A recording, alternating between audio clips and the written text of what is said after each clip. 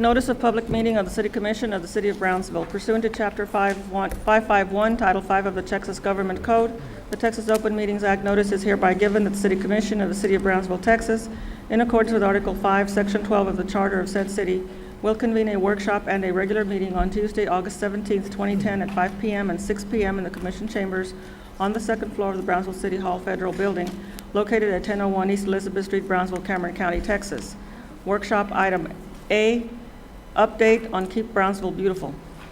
Okay, before we continue with this, I want to welcome everybody to the city's chambers, people's chambers, and particularly our health reporter, Emma Trevino, who has been away for, I think, a couple of years. Welcome back. It's good to see you here.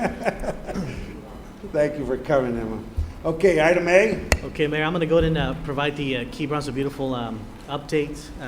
Basically, what I wanted to inform the commission, as you know, I have the pleasure of sitting on the Keep Texas Beautiful Board of Directors, and the main purpose of Keep Texas Beautiful is to engage and empower citizens in this state to get more involved in keeping their communities clean and getting and basically recycling and living a greener life. And so it's a pleasure to be on the board.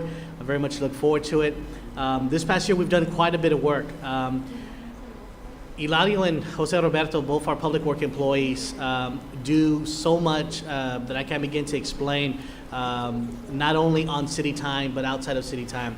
These are two dedicated city employees that work very closely with me and many other volunteers and community members to help organize and coordinate cleanups throughout the city. They were going to make a presentation on the numbers, but they're unable to be here today. But I wanted to give just a brief overview of Keep Brownsville Beautiful and some of the tremendous efforts that have been undertaken over the past 12 months.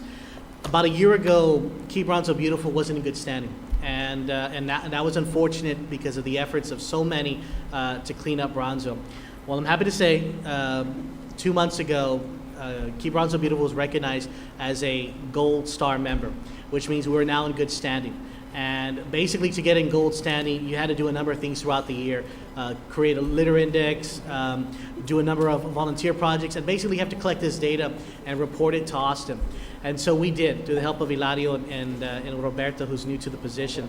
And so Brownsville now is in very good standing, which means we could apply for different grants to help the city of Brownsville out in cleanups and green activities throughout the whole year. So that's going to be a great plus, and we look forward to applying for some external funding to help the city of Brownsville out. We also submitted a Governor's Achievement Community Award application this past May. The city of Brownsville, unfortunately, did not win the $290,000. We came very close. The city of Brownsville was recognized, Keep Brownsville Beautiful was recognized for its efforts by getting at least up to combining a total points of 90, a score of 90 on the application. It's very difficult to get to that point. Sugarland, which is in our category 10, which is anyone over 100,000 to 200,000 population, won the award for our category. Next year we'll continue to apply. I want to thank Delina Barrera and her staff at the time, who really helped put the application together.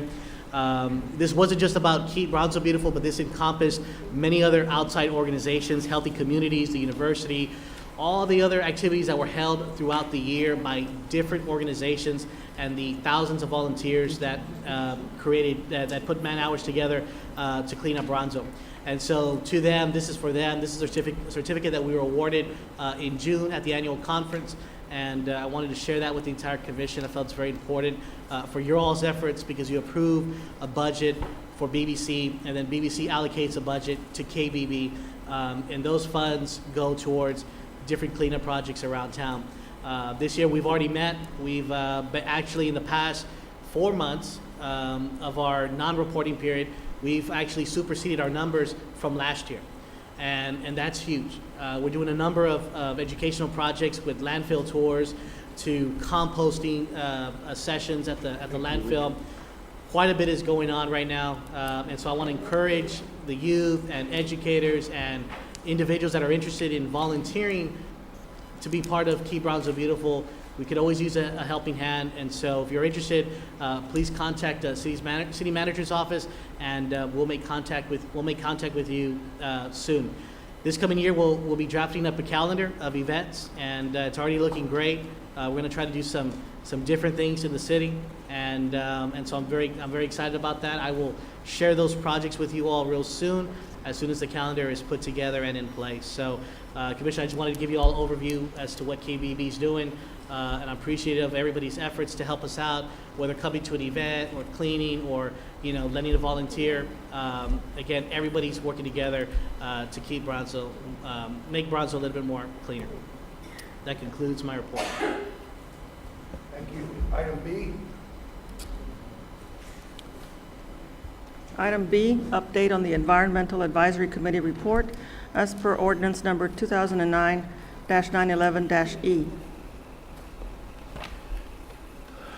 Our Health Director, Hugo Rodriguez. Honorable Mayor, members of the Commission, good evening. Put the mic a little closer to you so you can be heard. Thank you.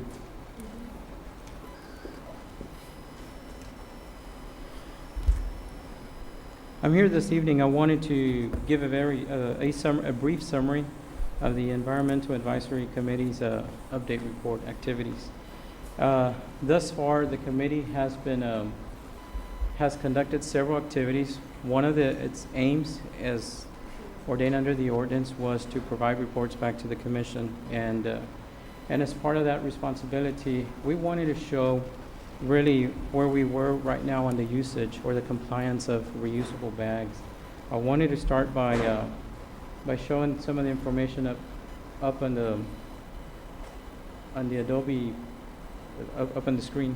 Sorry, and I want to show basically we've had reusable bags at Target, HEB, both the downtown 802, Walmart on Alton Glore, and the HEB on South Coast.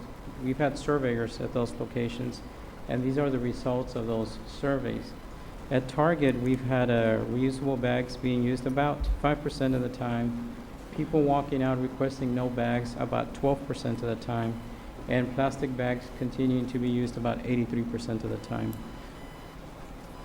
At our HEB 802 location, we've had about a 5% usage for reusable bags, about a 12% no bag request from those shopping at HEB, and about an 83% continued use of plastic bags. Moving on to our HEB downtown, we're actually at a 13% reusable bag. A lot of the downtown folks who use the HEB have in the past, even before this ordinance went into effect, we're already users of reusable bag, and Morales, like the green one that I put up there. So they've continued to use those products, and surprisingly, our HEB downtown location has one of the higher percentage use of reusable bags. About 41% of the people that shop at this location choose not to use reusable bags, and typically carry the small items that they're purchasing. Plastic bags still make up about 46% of the usage.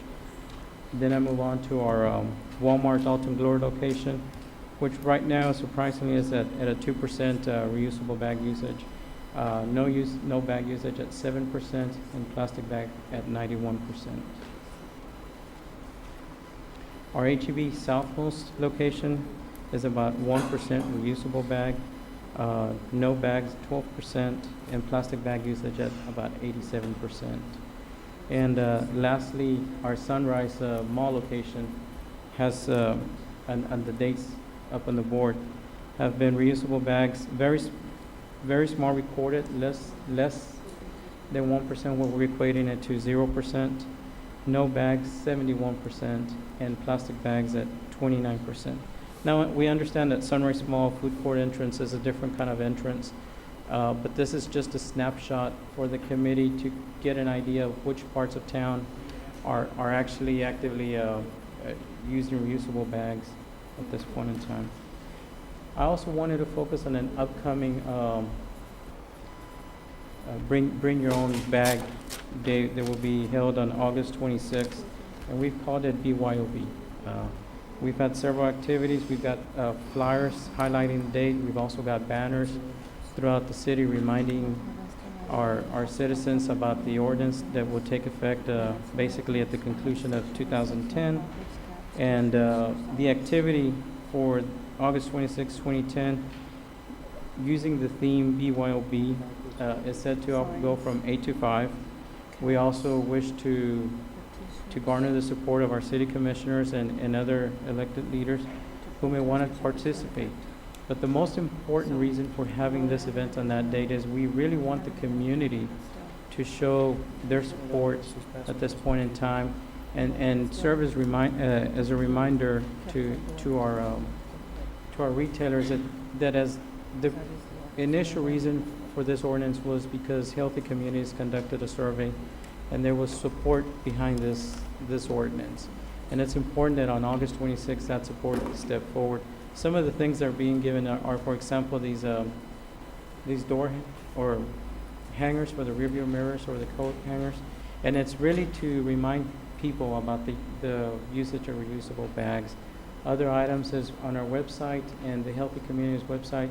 We've got these documents up there, and they're meant to be used as training aids for the retailers throughout the city and what steps they can start to take in training their staff if a bag is necessary or not. And this is simply as a reminder for folks to remember to bring their reusable bags into the store. The proclamation that's going to be discussed tonight is in support of BYOB for August 26, 2010. And as far as the advisory committee activities, we continue to need more efforts out there to educate the public. That is one of our aims right now. We're trying to utilize our Channel 12 and Healthy Communities has an ad that on the newspaper regularly. We're also trying to work with other community partners so that there is awareness about this ordinance moving forward. Any questions? How are we doing education-wise with the smaller businesses, the mom and pops? I'm sorry. How are we doing with the smaller businesses as far as educating the mom and pop business owners? We've had several sessions throughout the city. We had one at the Southmost Police Department about 2 months ago, and we were encouraging especially the smaller mom and pops to come if they have any questions. We also continue to meet every week, every Wednesday, and we encourage anyone who has any questions to contact us. We are getting regular phone calls as people are learning about the ordinance, especially with the banners being posted up throughout the city. We're hoping that this will generate questions through the committee so that we can answer those questions. So to answer your question is, yes, we've reached out through the banners and through Channel 12 and through the regular meetings that we've had, like at the Southmost PD Satellites office. But we always welcome more small and pops or more of the smaller retailers if they have any questions to contact us through the committee. Commissioner, I attended one of their last meetings, I think, and I think they're working on a marketing plan. You're working on a marketing plan? Well, we had a marketing plan that was done in kind by one of the local one of the agencies, but the cost associated with that kind of marketing plan was prohibitive. At this point in time, we've taken the route of using whatever we have available to us that is really low cost or that we can afford to do either through Channel 12 or through Healthy Communities or through the ads that are being run regularly on our local newspaper. But the marketing plan could be brought to the commission for consideration on funding it before the deadline to convert. But that's something that the committee will put together and give it for us to consider. Because it's important to make the transition as friendly and as smooth as possible by raising the awareness and educating people. I think you've done an excellent job, everybody in that committee.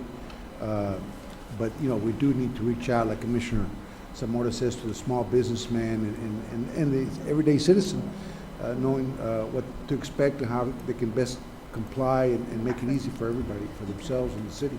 Are we using maybe our PUB bills, maybe the back of the bills to send out some literature? Have we done that?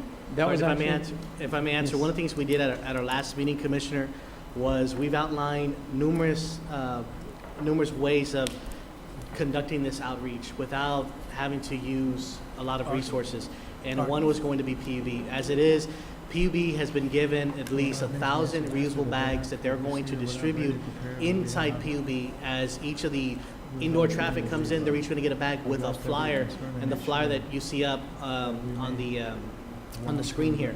So that's one. The other thing that we talked about doing was we're going to do an event downtown. We're going to work with Healthy Communities to do an event. We're going to try to get a live radio station out there that would help Brownsville and Matamoros, and we had a good contact who said that that wouldn't cost the city or the group anything. So that's another one. We're also looking at radio stations and our local TV stations that do Con Mi Gente, or they do that Sunday morning shows, to get on those as another avenue to push the ordinance and inform and educate the public.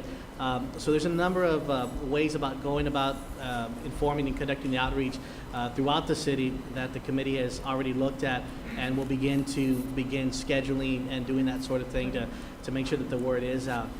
One of the other things that we're going to do is we're going to email a letter to each and every single business in Bronzeville. And what that's going to do is going to give them tips about the ordinance.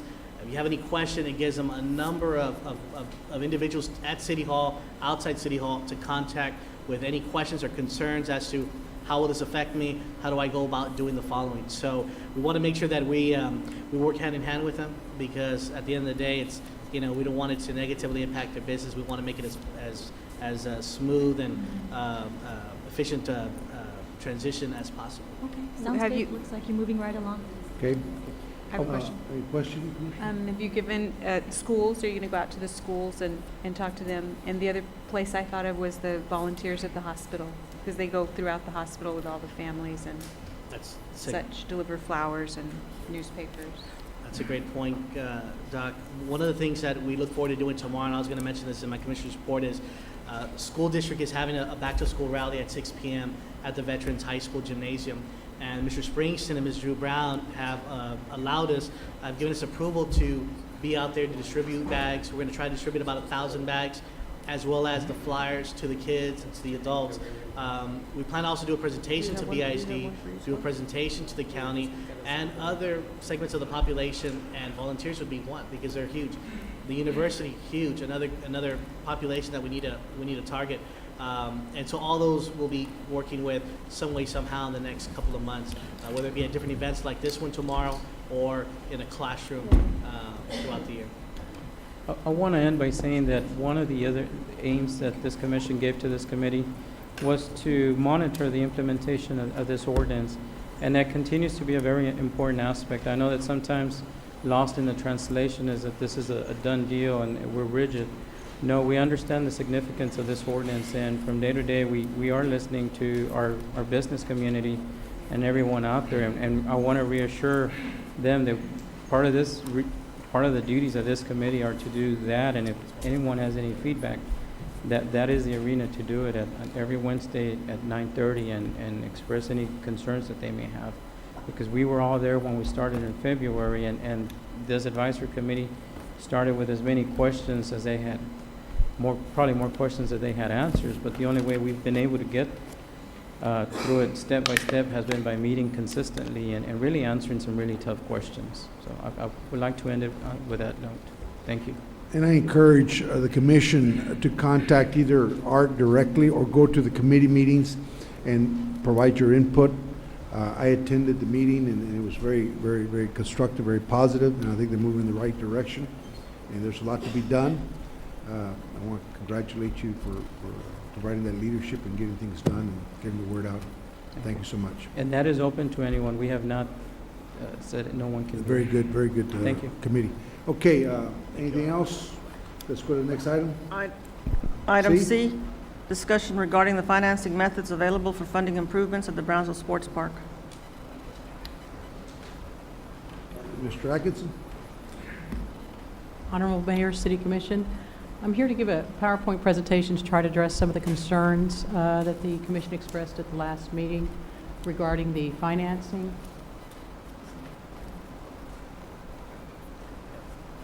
of the improvements over at the sports park. Again, as you know, we call it the event hosting phase because this is what we're trying to do in this particular phase, is to increase the amount of events over at the sports park to bring more outside dollars into the city of Brownsville to increase the sales tax revenue. On the funding process, since its inception, BCIC has had a process to provide funding for projects. There are annual application submittals. The applications are reviewed. We have public hearings, as is required by law, make recommendations to the City Commission. Both the process and the application are reviewed on an annual basis by the board. And since its inception, BCIC has funded over 80 projects for $9.4 million outside of the sports park.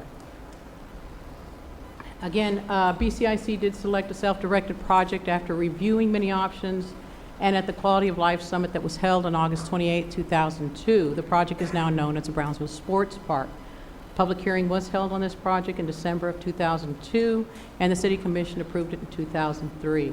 Subsequent BCIC Board and City Commission and the public have been involved with the process since that time, and based on such input, changes have been made accordingly, and all of them were done at public meetings. Just to give you an idea of the history of the board, this was the founding board members, and then you'll notice the different chairs that we've had throughout the years, and then the various board members that are all appointed by the City Commission. Again, they have 2-year terms, a max of 2 terms.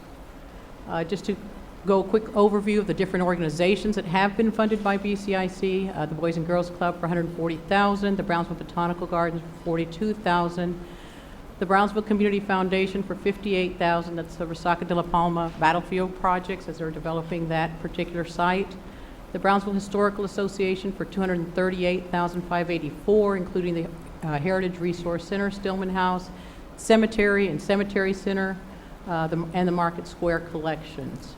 Let me ask you this. Yes, sir. What's the total funding over the past 7 years? The total funding for those other projects? In the past Over $9 million. Huh? $9 million? That's besides the sports park. Right? That's beside the sports park, yes, sir. The Brownsville Museum of Fine Arts, $1.4 million in this particular project. What the board did, again, it was in the first year. They funded it over 4 years' time. The same was done for the Children's Museum. For $1 million, they funded it over 3 years of time because they didn't have all the money in the coffers at the time. Brownsville Tennis Association, $64,000 for a couple of different projects. Camille Players, $58,000. The Commemorative Air Force Museum, $112,500. Under the City of Brownsville, there's been various projects that have also been funded. The City Manager's Golf Classic, which raises funds for youth activities here in the City of Brownsville, the Brownsville Day at the Capitol, and also as a part of United Brownsville. The City of Brownsville Historic Battlefield Trail, $312,500. Those were for the pedestrian lights that TxDOT did not cover. City of Brownsville Urban System, 2 different projects, $225,000. Again, this assisted bus in the City of Brownsville to meet the local match that was required for their federal funding. City of Brownsville Fire Department, $60,000 for the restoration of their ladder truck. City of Brownsville Health Department, 3 different events, which is the Dean Porter Park Retaining Wall, the BART Park, and then the Biggest Loser Challenge. City of Brownsville Heritage Department, Architectural Design Guidelines, which they're currently developing.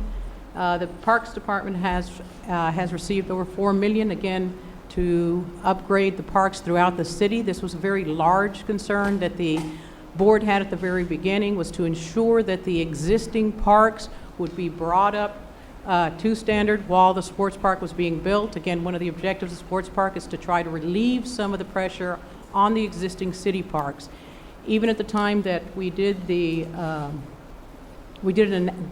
consulting group did an analysis on the needs, the park needs here in the City of Brownsville. Even with the sports park being fully developed, we are still not anywhere near what is considered standards throughout the United States for the amount of parks that would be needed based on our population.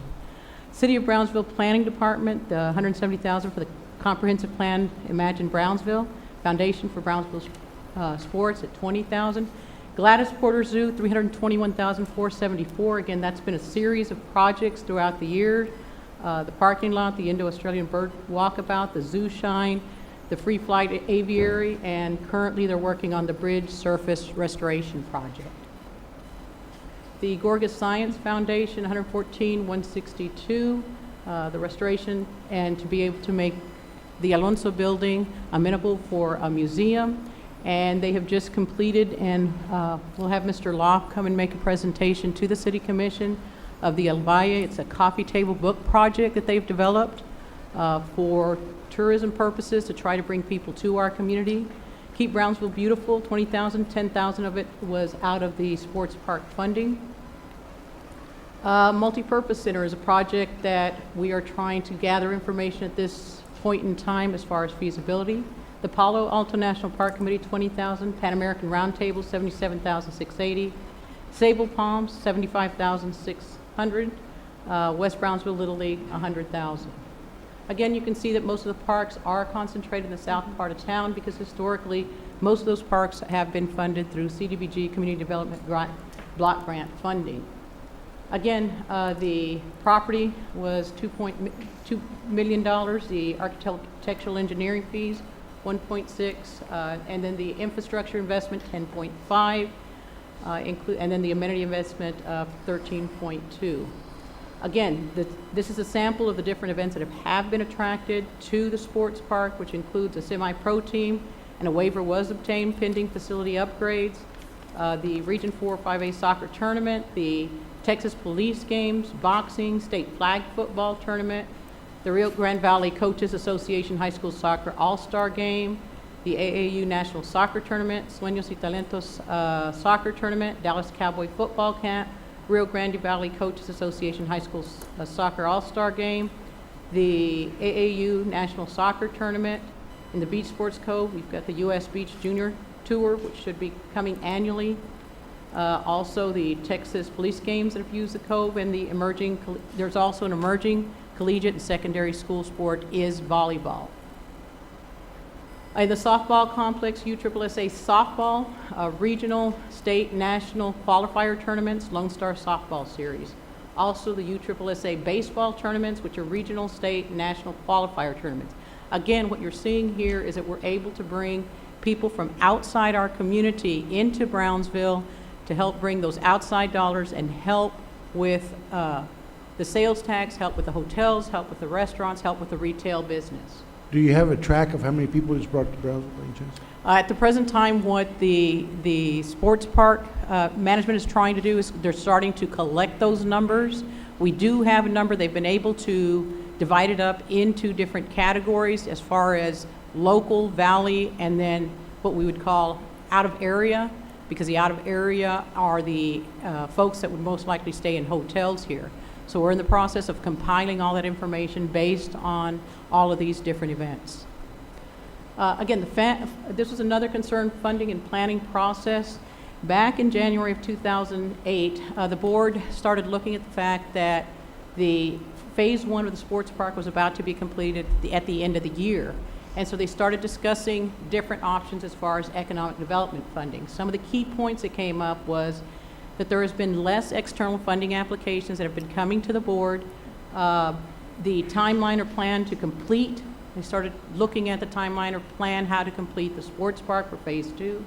And another issue that has been an ongoing concern, and as one of our board members pointed out, it's been basically on the agenda for over 20 years here in Brownsville, is an arena convention center. So again, these are the three issues that the board started discussing over the past 2 years as how to address these different priorities. And in this time period also, we had various private developers come up with different proposals that they would like to, developments that they would like to do at the sports park. The board, in many cases, asked staff to negotiate and or look for as far as due diligence and whether it would be feasible to be able to do these projects. So you see that a lot of this, again, with the perspective of economic development. As a part also from back in December of 2008, the BCIC board also then started reviewing and looking at the process, as I had discussed previously, to see if GBEC could assist based on their guidelines in providing what are street roads around the sports park. So in essence, being able to fund city streets. The funding was approved for an alternative master plan for Phase 2. Again, this is looking at the Arena Convention Center project. And then March and April, again, as you can see, there were several different types of proposals that were coming to the board. In June of this past year, the board did approve a master plan contract, and as you recollect, Commissioner Atkinson did show at least first the initial sketches that had been done, and also then that we were going to try to move forward in trying to further investigate this issue. In July also, the sports park superintendent started discussing the different prioritization of needs at the sports park, because it was apparent that there was no way that we could do it all at one time, that it would have to be a little at a time as funding became available. The alternate master plan was presented and approved, and by December of last year, we had already started trying to gather information as far as the pricing for some of these different ideas, so that the board would be able to have better information as far as what direction to go in. And through March and May of this year, again, the professional services for developing shovel-ready project for the multipurpose center was developed, again, because we need something in hand to be able to start shopping around, start looking for different funding sources to be able to put this project together, because there's no way that any one entity would be able to fund a project of that magnitude. Again, what I have here is the original amounts, the artificial turf, as far as having the bleachers, the original was $916. Again, the bleachers seem to be the key aspect of this particular project, so on the revised amount that was kept. Again, understanding some of the concerns that the commission had expressed on the buildings, trying to phase the buildings over time, but getting at least the basic needs of the dressing rooms, which were required, and restrooms and concession, cutting the restroom and concessions in half. Question, Delina. Yes, ma'am. Don't mean to interrupt, but on the beach sports code, I recall at the last meeting, Commissioner Atkinson said that we spent $400,000 on it, but it says 277. No, this is the restrooms and concessions that we also wanted to add, and I believe that was one of the comments that you made, Commissioner, was that this was an item that we should look at as possibly eliminating out of this stage. So the board took that into consideration, and under this revision, went on ahead and took out the restrooms and concessions out of this phase under the revised amount. So we're looking at 2.2. We reduced the contingency on this project because it's also a reduced amount, bringing the project down to 2.3. Again, why does the board want to do these types of revisions? We know already for a fact that the current development has attracted various events. We know that there's been now even requests for additional events and tournaments. We want to continue to develop the foundation we've started to try to capture and develop the tourism or sport industry here in Brownsville. We have the weather for it, and we have the interest. Now, how do we do that? How do we do that when you're competing for dollars with other projects? Delina, like for instance, the zoo, we could use another exhibit. I mean, the zoo is our biggest attraction.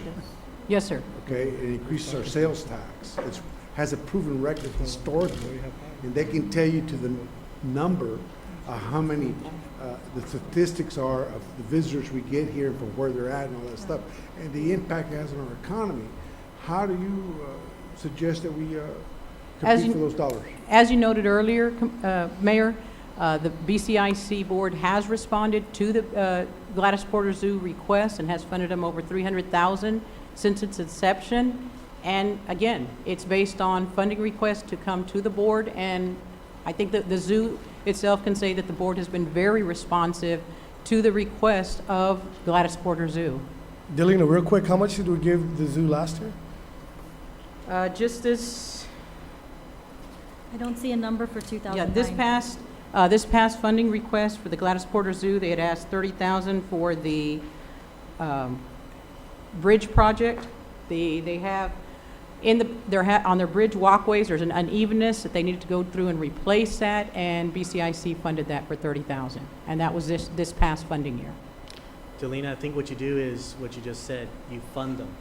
And for example, when we spoke yesterday, and I brought to you the item that we have on the agenda tonight, regards to the zoo experiencing some issues, some last minute issues that have kind of derailed some of their activities and their plans for their people and their visitors. You mentioned, well, 4B could assist them and probably take care of that without us having to go into our general fund. 4B would be there to help. Yeah. So I think that's what you do. You assist where the need is at, especially for an organization like the zoo or the museums or however. But they do need to know, that they could go to 4B and request the assistance. And as we spoke yesterday about the issue, how do we do that? How are we getting out to these organizations, not just the zoos and the museums, but the other organizations that are not in the loop?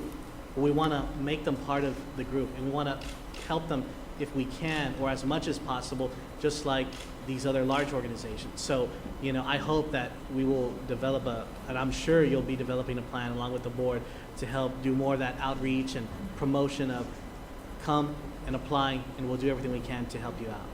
And as we Oh, I'm sorry. I didn't know. Sorry about Yeah, that. and as we discussed yesterday, I mean, my role generally is to be out there to assist on their end as far as putting the applications together, putting the information together to get it to the board. I do not take a role in the decision-making process. That's for the board to decide. And so I am able to assist the organizations, not only in the front end, but also as the project is moving along, if issues come up. When, may I ask something? When is it that people can apply for funding? Is it coming up in October? Or Yes, ma'am. September? All that lies within the board. Typically and historically, for the last 8 years, what the board has done is in the fall, applications do go out. They're given about 6 weeks to complete those. They come to the board, and then it varies on the board. They review the applications. We have public hearings as is required by law. Once the board then makes a recommendation to the city commission, we bring that to the city commission for approval. And if someone who, let's say, some organization is applying for funding, you're available to help them with the application process if they've never done it before, or as Commissioner Camarillo mentions, new people, new organizations and such? Yes, I mean, that's the role that my office takes, and again, because we're not involved in making the decision, we take the role to assist the organization. A lot of times we also look for other avenues of funding or other issues, or connect them up with other organizations that may be doing some of the same things. So yes, ma'am. Oh, one more question. With respect to the bleachers and on the artificial turf field, correct? If there was what can you use the artificial turf, or can you use that field for other functions besides soccer? Yes, it can be used for soccer. They've used it for flag football. They've used it for peewee football.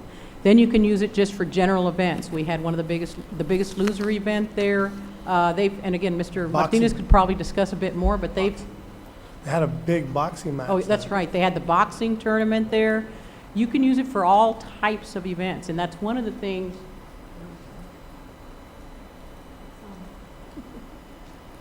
that I want to show here, is that these are some of the prospective events with the additional seating that we will, and they've already been approached to be able to have some of these additional events, such as concerts, again, continuing the boxing, the intercollegiate soccer tournaments, again, more soccer tournaments, pro soccer, the Sueños y Talentos event, the Intervision concerts, BISD. Again, one of the questions I believe, Mayor, you had asked about as far as revenue, for the scrimmages that BISD does hold there, the sports park does get to keep both the gates and the concessions.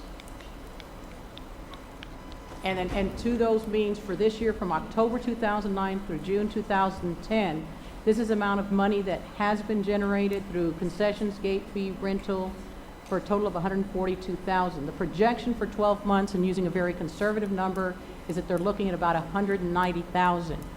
Again, the anticipation with the larger seating, being able to attract more events to the park, then more money can be generated in this area.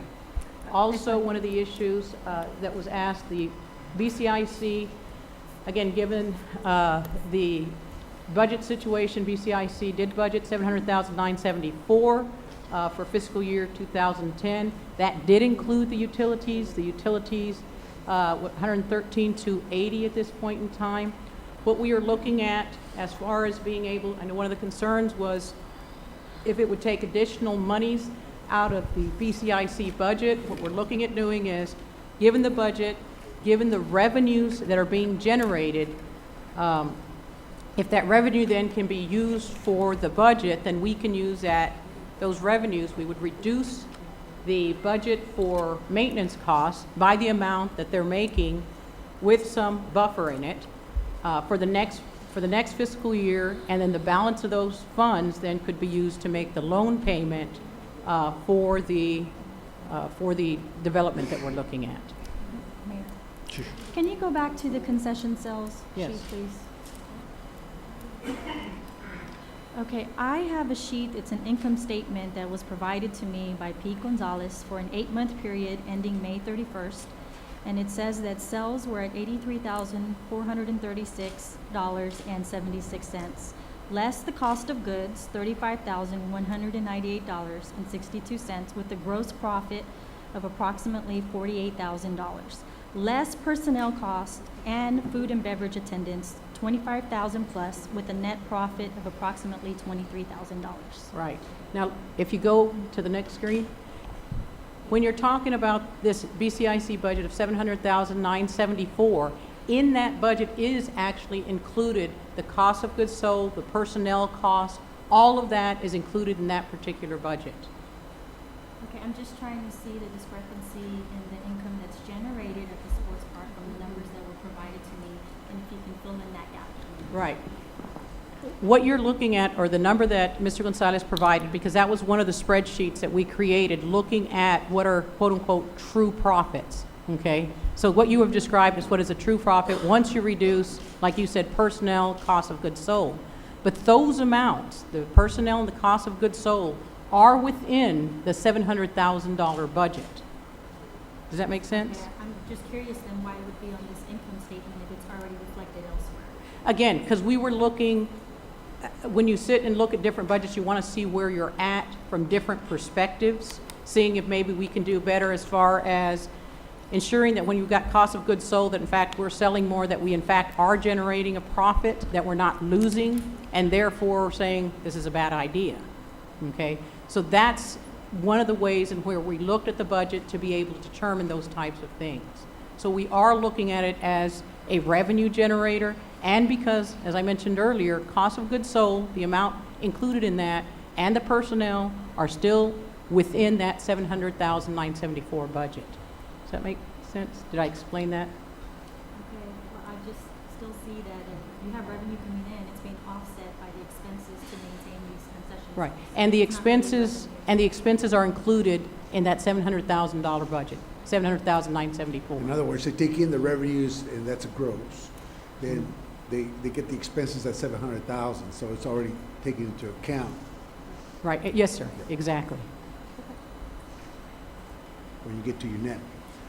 Now, we had various options for I ask a financing. question? Again, the, Commissioner, yes, sir. Triani? Have you had any projections based on the concerts and the other events that you have programmed? At this point in time, that's the other thing that we are trying to project, because depending on the various negotiations, the sports park superintendent has been very aggressive because he sees that a lot of the revenue is actually being generated from the concessions. Right. And so the idea is if we can get them here for the, again, we're talking about direct revenue. We haven't even started to look at the indirect revenue. At this point in Right, time, we sales only tax, have. et cetera. But my question is, do you have projections on what the revenue would be on these new events that you have programmed? No, sir, not at this Okay, point. that's all I want to know. Not at this point. Thank you.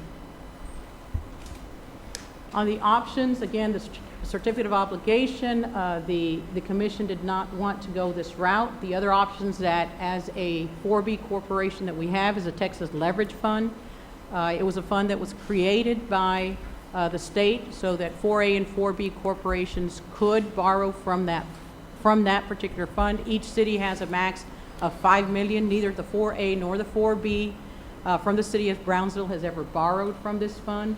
Again, there are less upfront costs, there are no prepaid penalties. However, the concern that we have in this particular one, it's a variable rate. So yes, right now it's at 3.5, but if and when the economy starts changing, so will the interest rate. So that's one of the concerns. It's still the same local tax dollars generated that will be used to pay the loan. Yes, sir. There's also the BCIC issued bonds. It's a fixed rate, a little bit more upfront, but it does require a reserve. We are also then looking at the private finance, which also is a fixed rate. Higher interest rate, although relatively low in the current market. And then, of course, pay-as-you-go. The pay-as-you-go, there may be less funds for other projects. Realized benefits will lag if we don't, develop it where we have an event the facilities ready for an event to be hosted. And the other concern is escalating costs for construction. And then we have limited external funds for this type of purpose. That's one of our concerns in doing pay-as-you-go. What the board is recommending is that we do 1.8 under a private loan, and we will use 500,000 of the reserve fund to be able to ensure that we keep enough reserve funds with the BCIC board for any kind of issues that may come up or any kind of special projects that may come through. So they want to be able to keep at least some funds in as a reserve. Delina, Yes, sir. let me ask you this, because I've heard it from a lot of citizens that we're putting too much money into the sports park. Why not consider voter approval bonds to do the project as the way you want to see it? Get the voters to approve and do the convention center or whatever else you want to do up there, phase 1, phase 2, complete it, and you put it up to the voters. Why not? Why is that not I there? think, when you're talking about the arena and convention center, there's no question about it, Mayor. You're absolutely right. We're going to have to do that because that is an enormously So why large not project. include this, the remainder of this? If the citizens are already saying, look, you're putting in too much money, and you're not leaving enough money for other quality of life projects, okay? Not all the We want- citizens, though. Commissioner, I wish you would respect I'm just the telling you. speaker, okay, on this body. We're here to work with you. Even though we may have differences of opinion, you should respect that. Yes, sir. Even though, there's, Commissioner disagrees, and he has that right to. There's nothing wrong with that. But why not put it up to the election of the voters to do the arena and what you got remaining? One of the things I get complained of, I just came from McAllen, I flew into McAllen, was that there's nothing to do in Brownsville. Okay? So sports is not the only thing we have in Brownsville. We have the zoo, which is, I think, the crown jewel of Brownsville. Okay? It will generate more revenue than the sports park. I support the sports park. It's a complement of what we have and what we need to expand on. We need to have other things aside the zoo, aside the sports park. We need to have other things that enhances the quality of life for people to come here and visit us and have something to do. Because people say, there's nothing to do in Brownsville. Mayor, We agree. Mayor. We agree Let her finish, wholeheartedly. I'll let you speak in a minute. Okay. We agree wholeheartedly, exactly from what you're saying. In fact, if you noted that there is a widespread of, the funding has gone through many different areas, including, for example, sable palms for ecotourism, and you'll see a lot of money into the historical aspect, the Brownsville Historical Association, and on the cemetery, and that's also how we got the Preserve America grant. And one of the things that, again, taking to heart what the feedback that I've received from the City Commission, one of the things that the BCIC office is going to start looking at is doing exactly that. Since I have worked through these years, I've worked very closely with all the different individuals in the Midi-Cultural District, and what you have voiced is a common concern. And so our office is going to start trying to then work with them to do exactly that, to try to get the word out that there are a lot of things to do in Brownsville, and that we're just not getting the word out, and that we need to work more effectively in doing that. So you don't advise the bond sales, voter approval bonds, you don't. May I say something there? This is not a general obligation bond. Generally, require voter approval. Revenue bonds don't. All revenue bonds were just approved by the city commission. Just like you have bonds for the PUB, they're all revenue bonds. Revenue bonds are not taken to the voters for approval. I understand that, but I mean, we can use this fund over here for other quality of life projects and use voter bond approval monies to do the convention center and the expansion. Yeah. We can do it. Yeah, no, that's, like I It said, I can think be we done. wholeheartedly agree on Mayor. that. That's why Commissioner Atkinson. we've, I- okay. I just want to say, when it comes to the zoo, when Mr. Birchville and his staff can tell you, they've come to this board for the last few years, and we've helped them out every time they've asked. Just like we just gave them 30,000 last year. We believe in the zoo. Nobody's saying the zoo doesn't deserve a lot of funding from the city, but you know, the zoo is a nonprofit. Whatever profits they make, they don't give it back to the city. Where the sports park does, whatever the sports park generates goes back to the city. So that's the difference. And I think, Mr. Birchfield, I've talked to you many times, our board has been really good with helping the zoo out, and we've been more than willing to step up to the table for them. They go to our meetings. So to say that they don't have a way to go through BCIC, they do. They've been there. They've been doing it for the last 5 or 6 years. And through the kayak, you know, through the hotel motel tax, we've given them how much? $800,000, $900,000. So they're getting some major assistance from the city, and because we do recognize that the zoo's important, but why can't the zoo and the sports park be an attraction itself? You go to the zoo and you get a free Coke at the sports park. We got to start working together instead of just saying, hey, you know, it's either them or them. We want to revitalize downtown. I'm for that. Everything has to gel together. You know what I mean? And what this board has done, we took a real conservative approach to what we're doing today. It's been 2 years in the making on what we're asking for, because if you see out in the public, there's a lot of people from the hotels. They understand that they've been barely making it, and you can thank all the tournaments that we're bringing down to the sports park. There's an $11 billion industry in sports tourism, and we're just trying to tap into that. That's it. Okay, thank you. Pete, I mean, nobody's going to sit here and tell me that the sports park is a moneymaker. Nobody's going to tell me that this Well, there's makes ways of, money. ways of saying it. You attract people from out of town, Oh, yeah, so does the Sales zoo. tax. but no parks make money. Of course, They're they not don't gonna make make money. money. That's But what right. about the sales tax that come from people going to that park? But it's Well, the same thing with the zoo and everything else. it's a it's recreational It's not park. a moneymaker.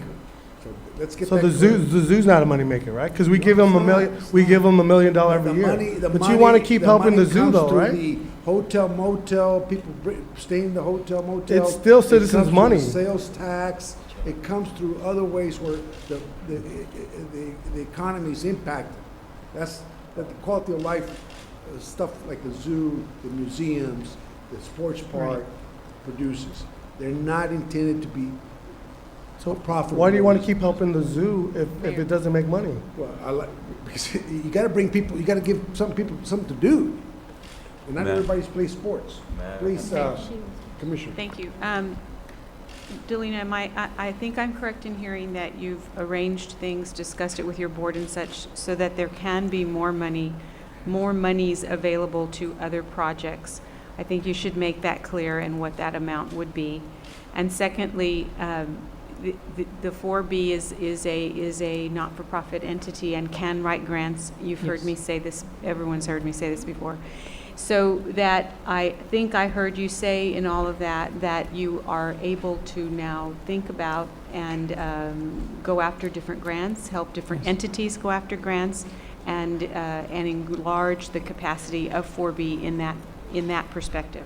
Right, one of the things that we had discussed that we did do in the past was with again, through the initiative of Commissioner Camarillo, we got funding for the cemetery center, and part of that was also the walking tours with the Brownsville Historical Association, we were able to use that initiative to apply for the Preserve America grant funds and be able to, in essence, match that money without having to have any additional, quote-unquote, out-of-pocket expense for the city. And that's a project that we're currently working on. So yes, we're going to try to start working toward that endeavor with working with organizations. I know Mr. Brown, with the funds that were given to the Commemorative Air Force for the roof repairs, Mr. Brown was also able to use those funds to do a match and get additional funds to be able to advance their project even further. So, And the yes. additional funds for other projects. Yes, ma'am.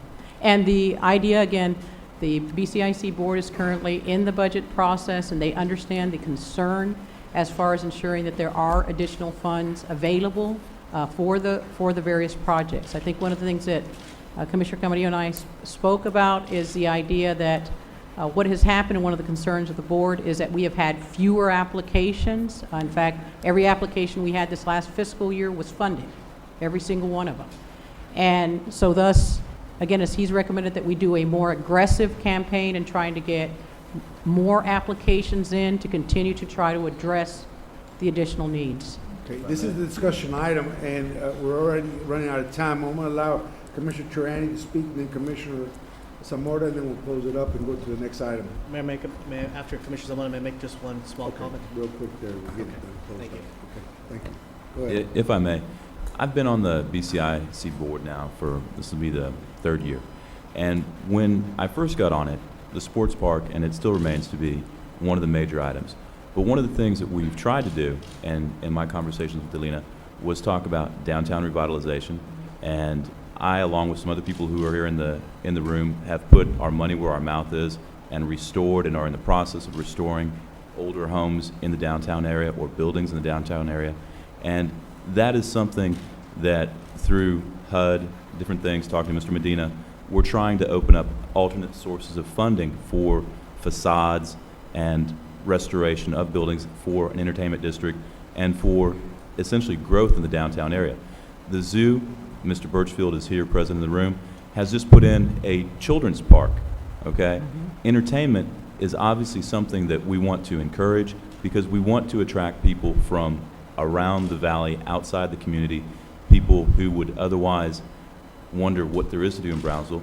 If you bring in conventions or organizations like the police departments for the police games, they're going to have their wives and their families, and they're going to want to do things. They want to go to the zoo. They're going to use the facilities at the sports park.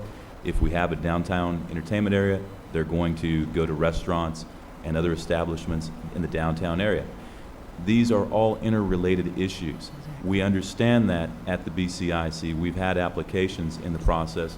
The addition of grant writers through the various processes is all part of the growing process. I know that we also have some other BCIC board members in the room as well.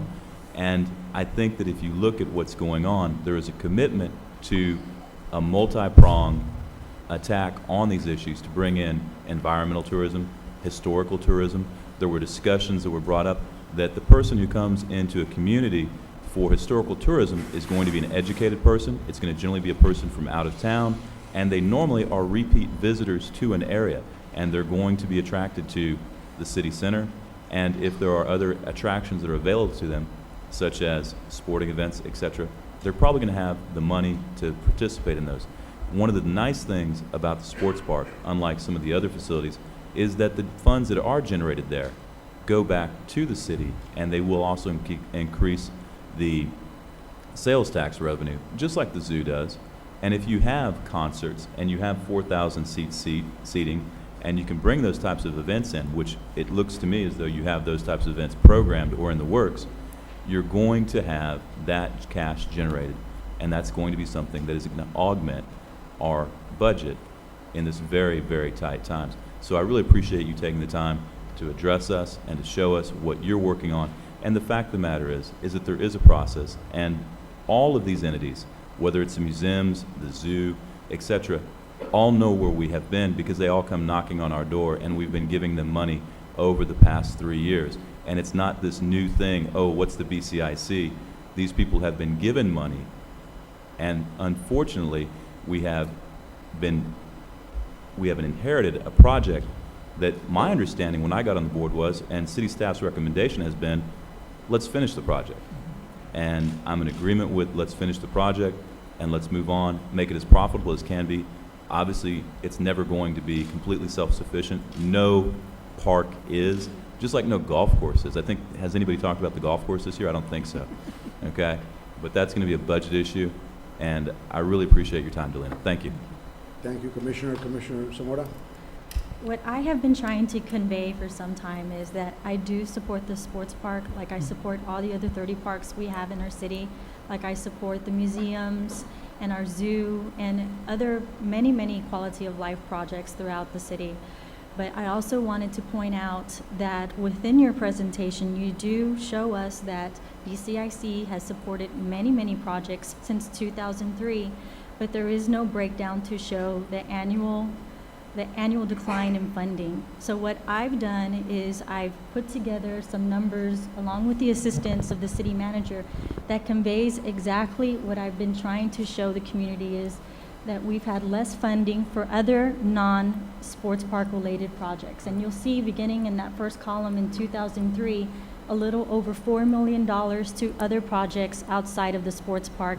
And it goes down every year, $1.5 million, $971,000, $715,000, $563,000, then down to $210,000, $160,000, and then $130,000 for 2010. Those are alarming numbers to me because we have many needs across the city. Not every child can get to the sports park, and I know that it was said somewhere along the line that there's now a bus service that takes kids from Southmost to the sports park. Well, that's what Commissioner Atkinson wrote on Facebook yesterday. But kids aren't going to jump on the bus and go by themselves to the sports park, and parents aren't going to allow them to do that. And those kids can't afford to pay $45 or $25 to participate in the league. So we need to make sure that we have improvements in their respective districts, and just the numbers convey that the money isn't there because all the money is being siphoned by one project, and that's not fair to the rest of the community. Can I say I something? think real quick? what, Can I say something? I think you have conveyed exactly what I was talking about early on, which is this trend that you're looking at is exactly the trend that the BCIC board was looking at. And this is not necessarily directly related to the lack of funding being available for projects, but the lack of applications coming in. Well, people are discouraged So- from applying knowing they're not going to get it. Okay? That's what it comes down. There's no money for them, and people are discouraged. The other thing is, I've been trying to get a park bill over there in Sherwood Palace, Land of the Lakes, for 2 years. We haven't gotten it done. We're not in the business of hosting concerts. The last time we hosted a concert, we haven't recouped our money. Have we? What we need is an application because it has not come to the board about this park that you're trying to I build. think the application should be the city budget here, what we do here, not a board that's controlled by the commission.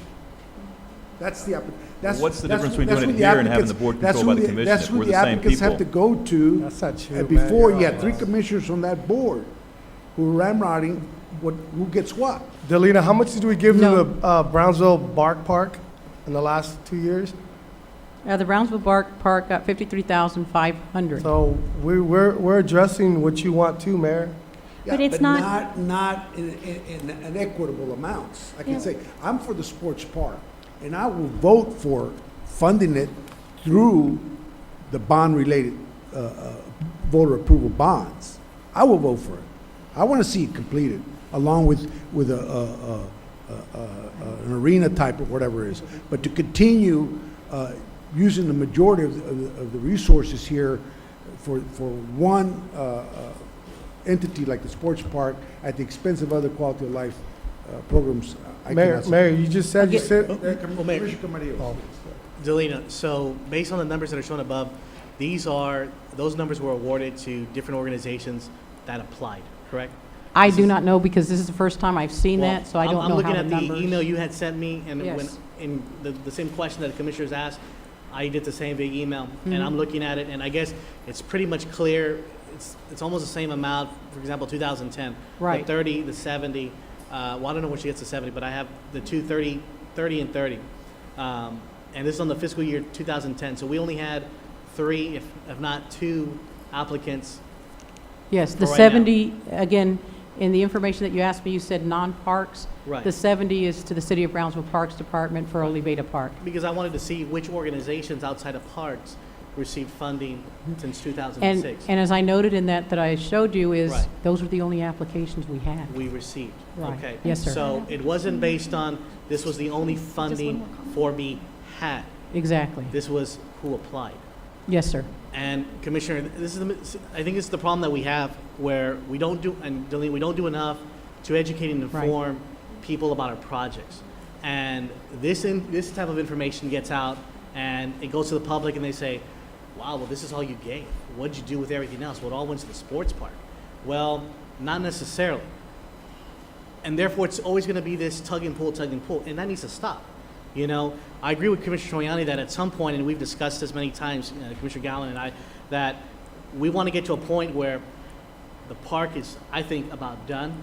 And now, although we want to see it work, let's see where our other resources can be to grow other organizations and to do the things that we all want to see happen. Now, we could think big and talk about the convention center. I think we do need, and at some point, that should be a bond project. Yes. Is it a 4B? Maybe partial, but at the end of the day, those types of projects, finishing the Southmost Library, the Phase 2 and their Phase 3, do the West Side Library, those are bond projects. And I don't think the city is ready to see, or at least with this commission, to see any type of a bond project presented to them. There's a lot of things we need to start doing better.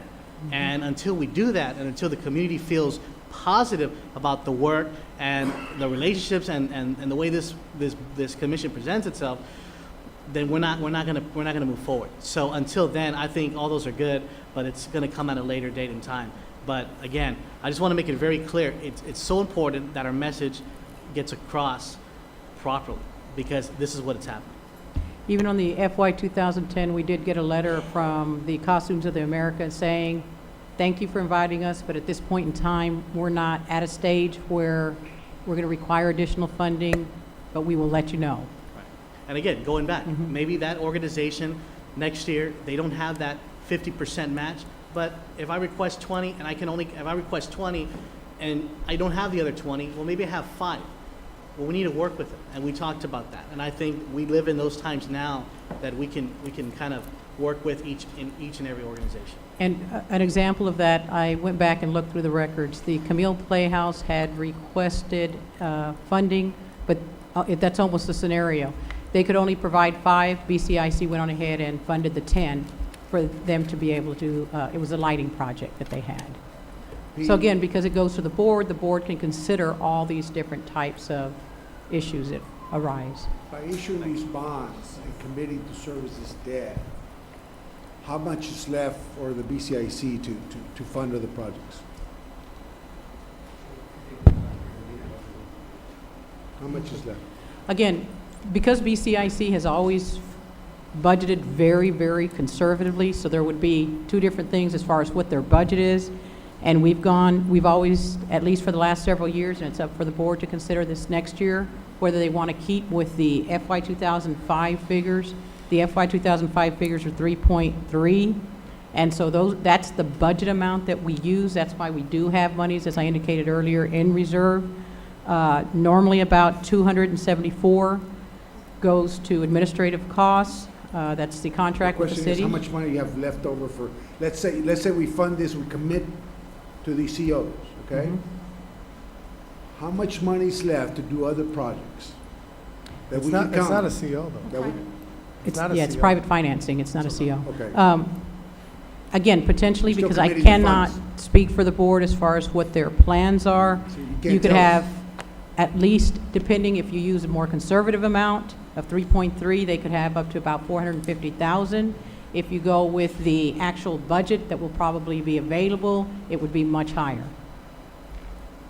When will you be ready or able to commit that number? So that, it must be soon, since we're going Yes, through the sir. budget I mean, yes, ma'am. process. So next week, the week after, what's your timeline? They should be meeting next week again. They've already gotten the preliminary information to start discussing. more than likely, we will come in September to the city commission with the final budget. Commissioner Moore? I just think that's alarming, even with conservative numbers that you're providing, 450,000 compared to what we used to have historically is just really bothersome to me. And I do feel for the hotel industry. I worked for the CVB for a very long time. I know how difficult it is to keep your numbers up with hotel occupancy. But in that same perspective, in that same light, look how many applicants we had for that hotel occupancy revenue. I don't understand why we didn't have many applicants for this same process, because it's difficult times. The economy has really put a burden on our organizations here, and I don't see why they wouldn't apply for something. And it's just The difference there incomprehensible is to the me. funds that they were applying for under the hotel motel have to do with operations. And generally, BCIC, at least what I've received in training from the state, is that we cannot fund operations. Now, the exception is with the sports park, because the sports park was a project from its inception that was funded by BCIC, the 4B Corporation, so they are then allowed to pay for operations of that particular project. But that's where you see the difference between the monies that are being applied for under the hotel motel, because they're using those for operational type costs, as opposed to BCIC, which is more of construction type. And then historically, we used to give Parks and Rec approximately 1.3, 1.6 million for general parks.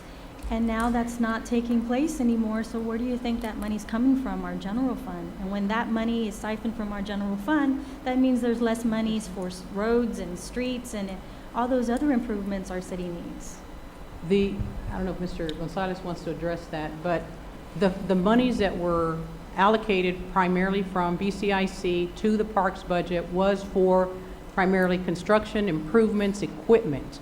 Okay, so what that did, what BCIC was able to do was actually help the city so that they don't have their budget expended in capital costs. And BCIC was, in essence, helping to fund the capital costs of the Parks Department. Again, it has to do with the applications that come in. And what occurred in the first several years is exactly what you stated. They requested large amounts of funding, and BCIC provided that funding to bring the parks up to the level they are at this point in time. How much time y'all, Commissioner, want to allow to continue this? Okay, we had enough then? Okay, let's move on to item D. Thank you. Thank you. Thank you, very Delina. much. Item D is Veterans Park update. Veterans Park. Mayor, basically, I'll be very brief. I had been approached by Mr. William Pinkerton, who's the owner of Pinkerton Memorials, and he has served as a partner with the VFW and Commander Leal and our parks to help provide the names of our veterans, those that are still alive and those that have passed at the city's Veterans Park. One of the things he wanted me to relay to the public, to all veterans and their families, is that there's still room to put their loved one's name at the park, but also, most importantly, something very new, is their photo. He could take an image and scan it, and he puts this on a porcelain decal type of a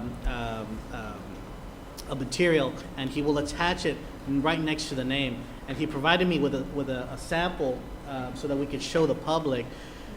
The picture will cost $55. He will then donate out of those $55, $10 to the Veterans Park to help with improvements. Thank you, Mr. Hudson. I'll be sure to pass that on to my brother and my cousin. This is basically what would look at the actual wall at the Veterans Park, the loved one's name and then their photo. And so, although it's $55, he was going to donate $10 to the park to help with better lighting. You know, there's been issues of people doing things they're not supposed to, so they're maybe even looking at purchasing video cameras. And so this would help, but at the same time, it's a beautiful thing to see someone's name, but most importantly, their face. So I thought it was a great initiative on his behalf. I want to thank Mr. Pinkerton. If anybody is interested, they can go by his place of business, which is located at 1902 East 7th Street here in Bronzeville, and his telephone number is 956-542-7575. And they can also, I'm sure, contact City Manager's office or Commander Leal to get their name and inquire more. So this is a fundraiser to help with the park. and I hope veterans and all those interested can participate and help with this initiative. It's very nice. And that's available now, Edward? And that's available now. There's about 30 that have already purchased their photo, and he will begin installing them if there's good weather this weekend. And so he's gonna do some sandblasting, and there's been some photos there, but it was more of like a tape on, and now he's going to apply some adhesive and make it very, very secure so that it can't be removed. They've had some vandalism there, but it's gonna look very beautiful, and I think he's gonna do a real excellent job on that. So it's available now. Have they experienced vandalism on these things already? Or? They've experienced the pictures come off, but again, they were taped. They weren't really securely applied, and so now he's gone back and found something where it'll make it very, very, it'll make it stick as opposed to it coming off. The important thing is to support it and get it completed. And if any of you have any family members, please, some don't live here, but make sure the word gets out to them. I'll make sure my brother and my cousin get the word. I have one in California, one in San Antonio. And I'll let them know and encourage you all to do the same. Let's go to our regular meeting. Please rise for the Pledge of Allegiance.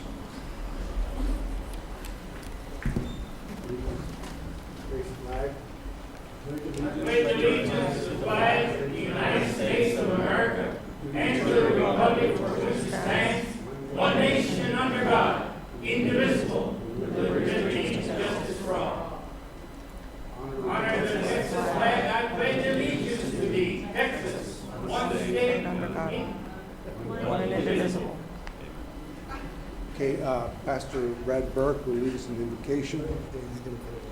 Let us pray.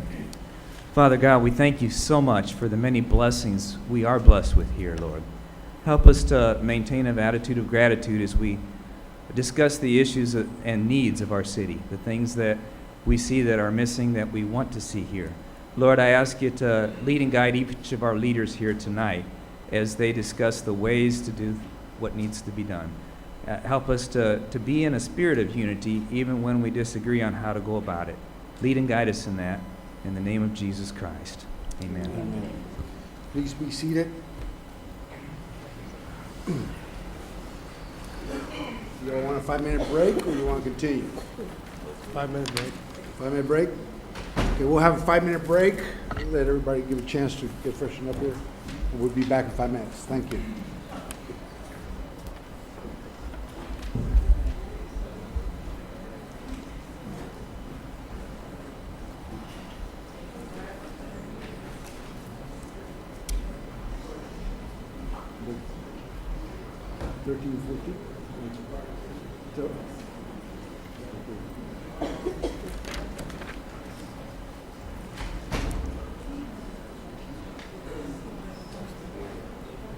To read this first, prior to that one. Okay. Okay.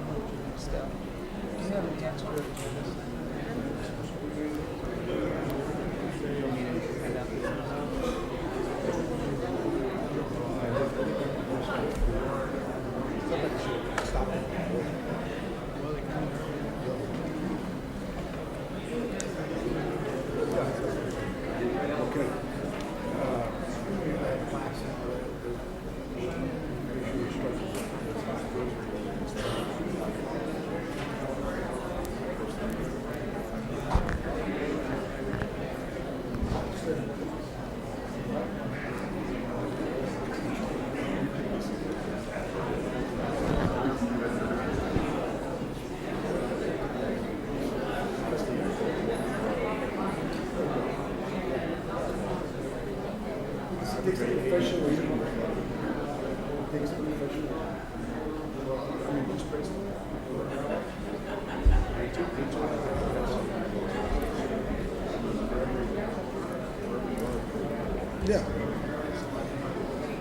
This is the same guy.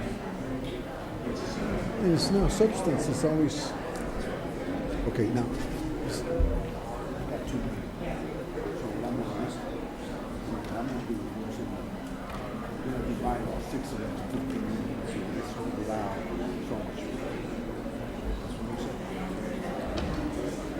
Two and a half minutes.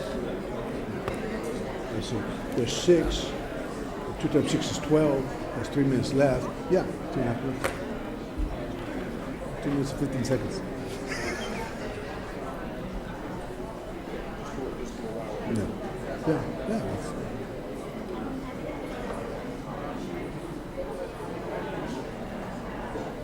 Yeah. Okay.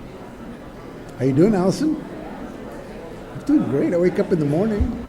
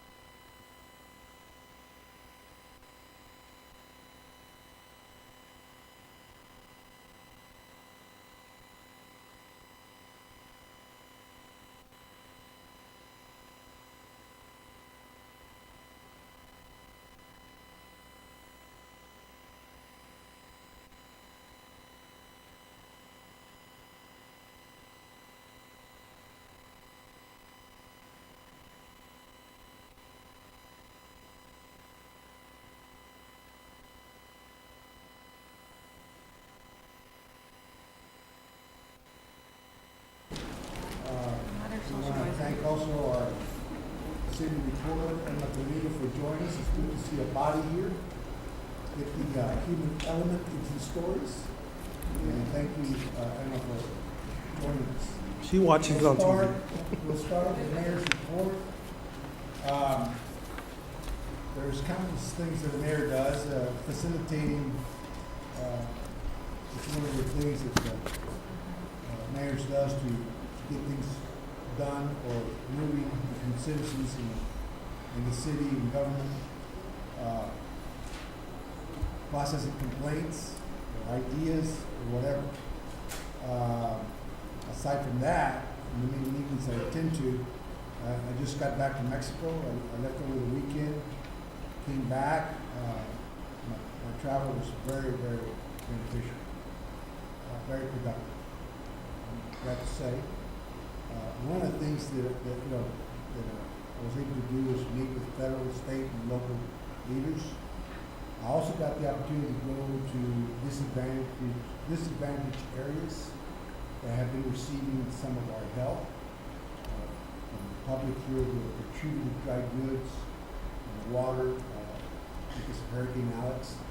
And I can assure you the need is very, very great. It's underreported. I was at a site where they were giving away bleach, which to disinfect.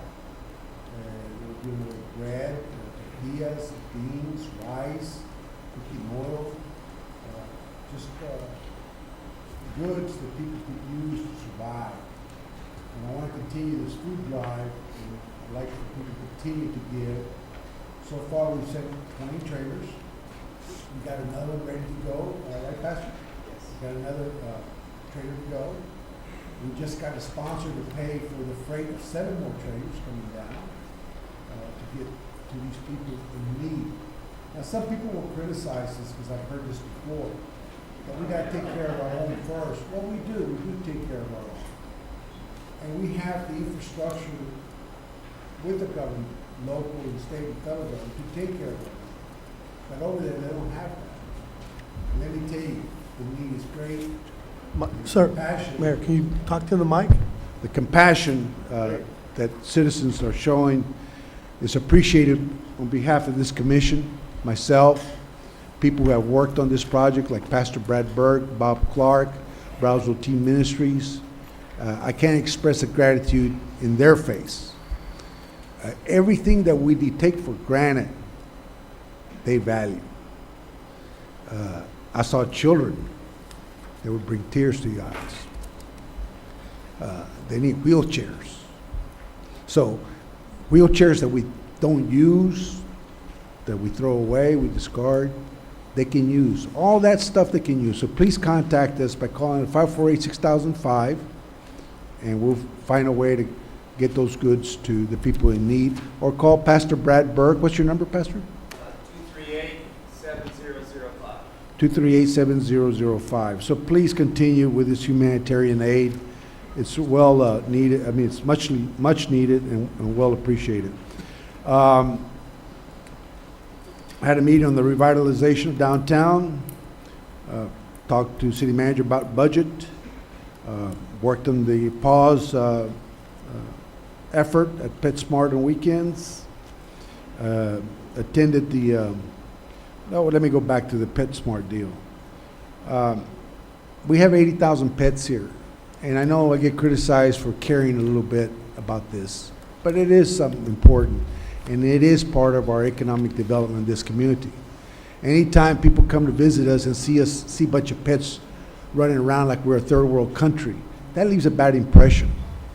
We have approximately 80,000 pets, and only 6,500 of them are vaccinated, registered as vaccinated. And I get a lot of heartbreaking requests for help because pets get lost and they don't have their tags. So I encourage pet owners, if you love your pet, get a personalized tag, put the rabies tag on. That way the pet can be reunited with the owner. Because otherwise, there's no chance of that pet getting reunited with the owner. Those who want to adopt a pet, don't go buy one. Go buy the animal shelter on 511. It's a quarter of a mile east from the expressway, and adopt a pet. We kill about 7,000 pets historically a year because we can't find enough homes. Or go by PetSmart on weekends. There's lots of volunteers working on weekends there showing pets, and the right pet for you is there. So, take the time to care a little bit and do your part by making sure you protect and provide for your pet responsibly and be a responsible pet owner. So I encourage people to do that. Just a little shocking news, in Palmview, they euthanize or kill 40,000 pets a year. I thought we were bad. 40,000 pets a year. And all because we're not responsible pet owners. We let them breed instead of spaying and neutering. We don't keep them within our yard. They're running loose with no tags or being vaccinated, and they end up in the shelter and being slaughtered. And they're the next closest things to humans that interact with us. They show feelings, they care what you think, and how you treat them. And all they want is to provide love. So please, remember that. We can do our part by being responsible pet owners, adopt a pet from the animal shelter or at PetSmart. Attended the BDC Governor's Luncheon. I thought it was very good of the governor to come to Brownsville. It's important for him to hear about Brownsville and know what's going on in Brownsville. We appreciate him coming. Attended the PUB meeting. Also attended a Charles Stillman Bicentennial meeting. Again, I encourage the commission to get involved with this. It's a citywide event celebrating Charles Stillman's birthday, which will be 200 years ago, November 4th. Attended the West Brownsville Baptist 30th anniversary, along with Commissioner Longoria. I think that was a great event. We're getting ready for the Paul's Golf Tournament. For those golfers that want to participate in a good cause, it will be held at the Riverview Golf Course, and I think it's September 18th. Attended the MPO meeting where we deal with infrastructure issues for the city. And then I want to announce that Senator Lucio is going to have the second prayer meeting for unity and peace this coming Thursday at 7 p.m. At the event center. So for those of you who are interested and want to support this effort, I think it's a very noble effort. It's going on in McAllen with the mayor there. I support it. I went to the last one and would like to see other people there. It's Thursday, 7 p.m. at the event center. You don't have to be religious, but you can attend and support an effort for unity and peace. That's my report. We'll go on to Commissioner Camarillo. It's not open to discussion. I'm sorry, it's not open to discussion. Commissioner, report.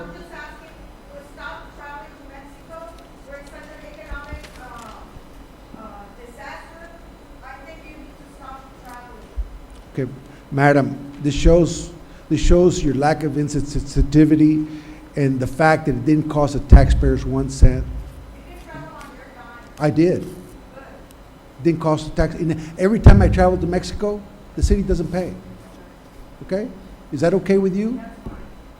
I can't believe you're that callous. It brings shame to me and to our citizens. Commissioner Camarillo.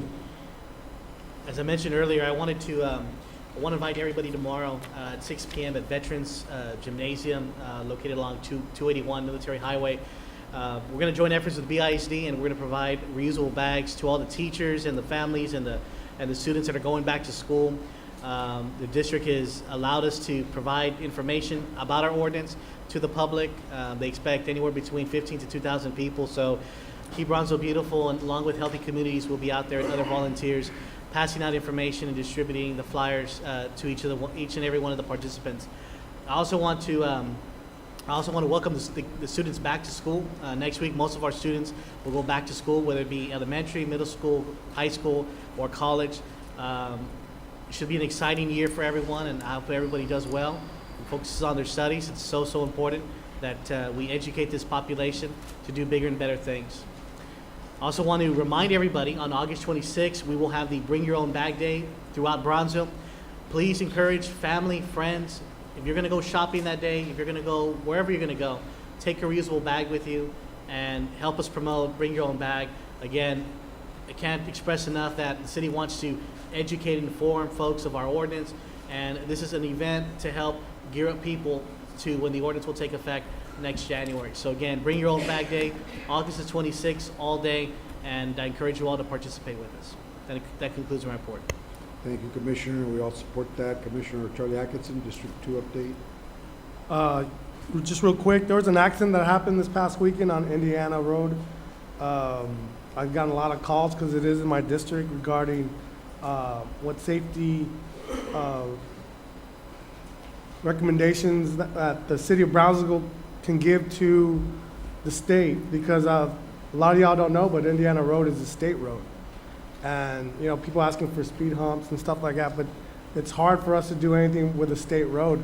But I will take your emails at atkinson@cob.us, and I will forward them, I will gather them and put them together, send them to TxDOT or somebody within TxDOT who can try to give us some answers on how they could improve the safety on that road. And I don't know if the commissioners are aware what happened out there, but a lady two cars collided, and one car went off the road and killed a lady who was with a 4-year-old, and the 4-year-old survived.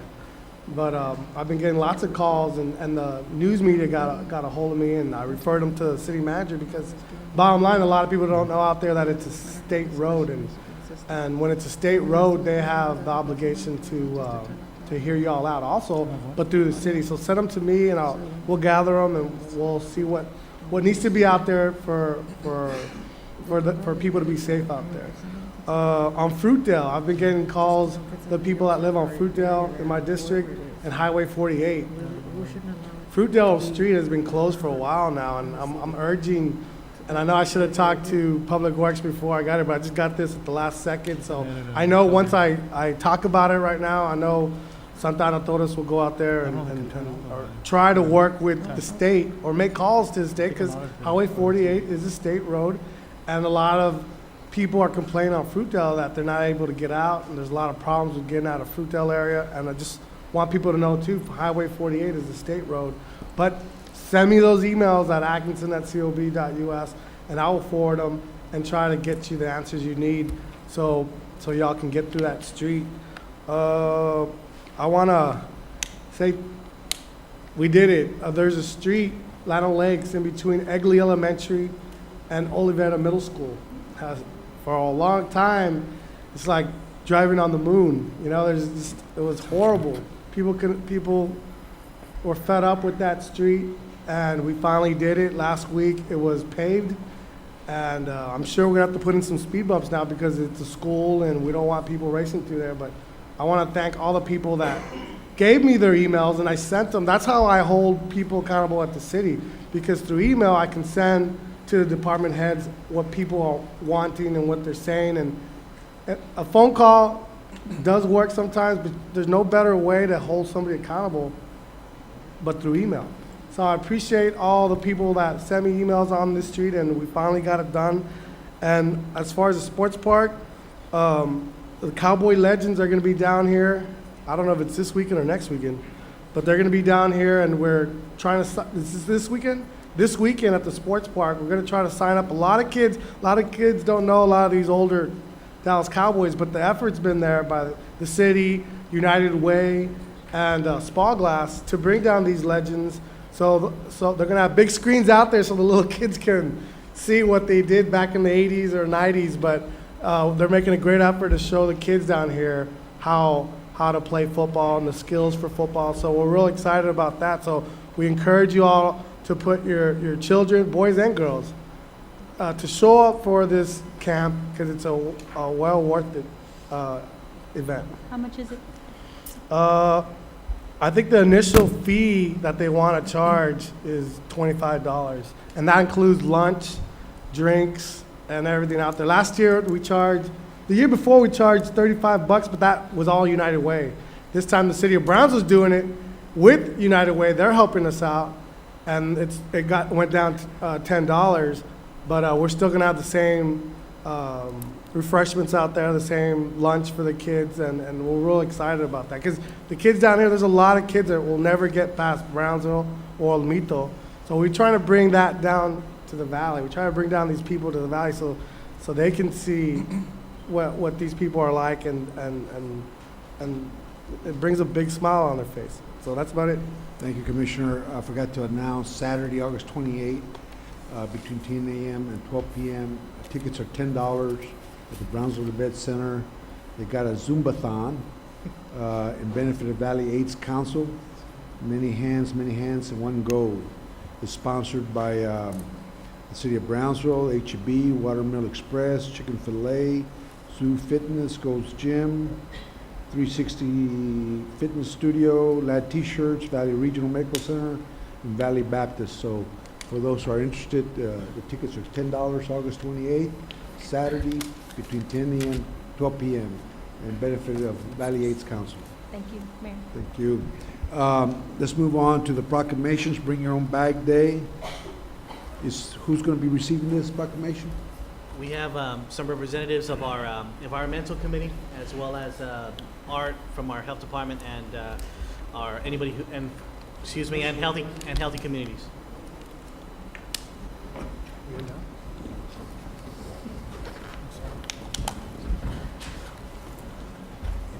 We encourage everybody to get educated on what's going on as far as the plastic bag ordinance. And do your part. We're the first city in the state of Texas to do your part to build a better environment for our children, build a better legacy for our children, and use the landfill. And please participate in Generation Training First. Commissioner, please. Mayor, as you know, there's a lot of good people that work on a weekly basis to help bring this event to fruition. At the same time, that have helped us craft our ordinance and so forth, and visit with many other people. So I want to thank them for all the work that they have done over the past 3 months and more, because it just really shows their dedication to meet every Wednesday. This group has met at 9:30 at City Plaza. So I thank you all so much, and all the others that aren't here, especially Ms. Timmer, who's still out of town. Can't wait till she gets back, Mr. Already. But I want to thank all of them and all of our partners who continuously meet to help make this ordinance work. A proclamation of the City Commission of Brownsville, Texas, declaring August 26, 2010 as Bring Your Own Bag Day in our city. Whereas the City of Brownsville has a duty to protect the natural environment, the economy, and the health of its citizens. And whereas the use of plastic shopping bags has a significant impact on the environment, such as contributing to unsightly litter on the streets, sidewalks, beaches, clogging sewers and drainage systems, and polluting Resaca's waterways. And whereas plastic shopping bags are difficult to recycle and currently pose problems for materials that are processed through Brownsville composting programs. And whereas the City Commission of the City of Brownsville has decreed that as of January 1, 2011, the use of plastic bags, with some exceptions, will be prohibited from the general use by retail outlets in our city. And whereas beginning January 1, 2010, and ending December 31st, 2010, the City of Brownsville has had a voluntary moratorium on plastic shopping bags. And whereas on August 26, 2010, the City of Brownsville will hold Bring Your Own Bag Day to help educate people to the reality of a plastic-free Brownsville on January 1, 2011. And whereas local retailers will promote BYOB beginning at 8 a.m. to 5 p.m., August 26, 2010. And members of the community are encouraged to bring reusable bags to the stores.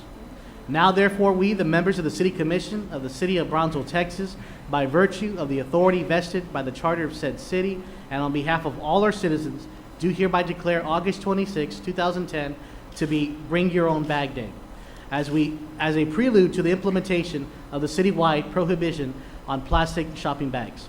Done on this the 17th day of August, 2010, signed by our Mayor, Pat M. Mumada Jr., and the rest of the City Commission.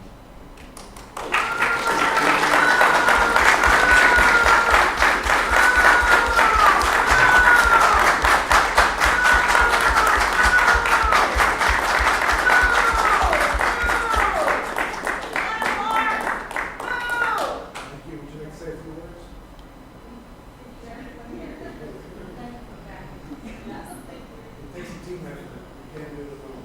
We value your service. Thank you so much.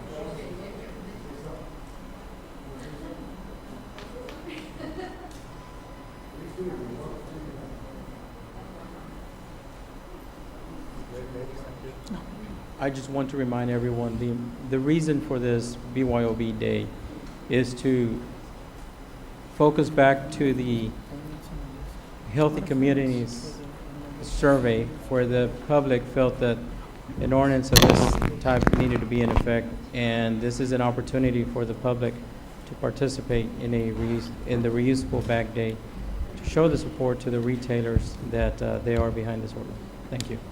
Thank you so much, Art, and thank you for the work you do also.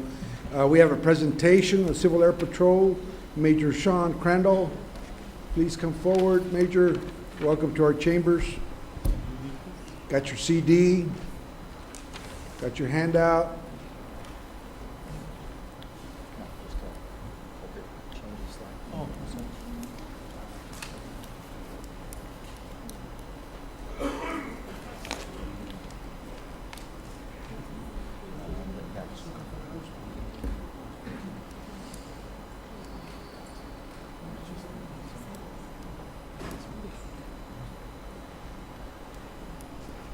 Good evening, Commissioners, Mayor, ladies and gentlemen. My name is Sean Crandall. I'm the Squadron Commander of the Brownsville Civil Air Patrol Unit here in Brownsville. The unit has been here since 1941. We started the last week of 1941. CAP historically started as a coastal patrol unit along the Gulf Coast of Mexico. Can you identify those people up there? No. No? I'm just curious, that's all. The pioneers. A lot of years. Actually, they're still members in flight. No, I'm just kidding. We started as a coastal patrol unit around Florida all the way up to Maine, and there's a great book called Maine to Mexico, and it talks about the coastal patrol units of Civil Air Patrol. This history and this presentation that I'm going to do, you have copies of it in your presentation, so please feel free to review it, contact me, and also pass along to others. We were later incorporated as a nonprofit organization in 1946 and became part of the auxiliary of the United States Air Force when it went from the War Department to the U.S. Air Force. Our organizational structure falls under the United States Air Force. We have a National Civil Air Patrol headquarters, which is located at Maxwell Air Force Base in Alabama. It breaks down under the Air Force structure. Every state is considered a wing, and each state makes up several regions. We are in the Southwest region and one of the larger regions in the nation. There's currently 1,700 units across the country. Our closest unit is, of course, here in Brownsville, and then there's one in McAllen, Corpus, San Antonio. Our immediate area of responsibility is Brownsville, north of Corpus, across through San Antonio, but we have responded to emergency all over the state. Out of all 1,700 units in 2009, we were awarded #1 ground team in the nation out of all the units across the country. So that's one of our milestones, and for the last 3 years, we've been #1 ground team in the nation, or in Texas. We have 3 missions that are congressionally mandated. First one is emergency services, aerospace education, and cadet programs. The emergency services is search and rescue, homeland security, counter drug missions, and we also provide Air Force ROTC flights for the college and high school levels. Our cadet programs, the easiest way to explain that is ROTC, like you'd see at any of the high schools, except our program, they can start at 6th grade and they don't have to wait till 9th grade. Our education for aerospace, it works through different school programs, teaching aerospace to school kids. We have different courses available for the public, and also the program itself for our cadets teaches them how to fly. They can get a glider's permit at 14. They can get their pilot's license at 16, and also learn all the history of flight. We have currently across the country almost 60,000 members, In Texas, we have 28 aircraft assigned to us. We have one of the largest fixed radio assets available. Our unit is capable of putting up a communication center anywhere during a natural disaster and giving that location a 20 square mile radius with just one setup. And we're able to do 6 setups. So essentially, we could do over 100 square miles in a radio communication network if there was a disaster. We have 4 different aircraft that we currently fly. The 172s are the ones the cadets learn on, bottom right corner. And then the 206s, GA8 and 182 are the ones that we use a lot for our Homeland Security missions. We can put over any metropolitan area a aircrew and aircraft for $120 an hour within 2 hours. That would benefit the city, county itself, or the state when we're notified of a pending hurricane. We could go out if there was a low area in Brownsville that you wanted photographed for pre-photos, and then go back and help with your declaration for disaster afterwards. We could go back and do photographs afterwards.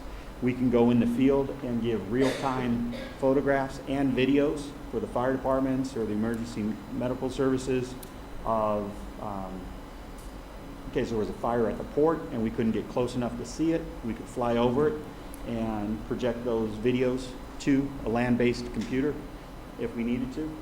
And when you look at the other assets available, all the way up from C-130 military aircraft or UAV for $120, it's quite a bargain. I just flew into McAllen and I noticed how high the river was and the flood areas and everything. Do you have any film of that right now? Yes, we do.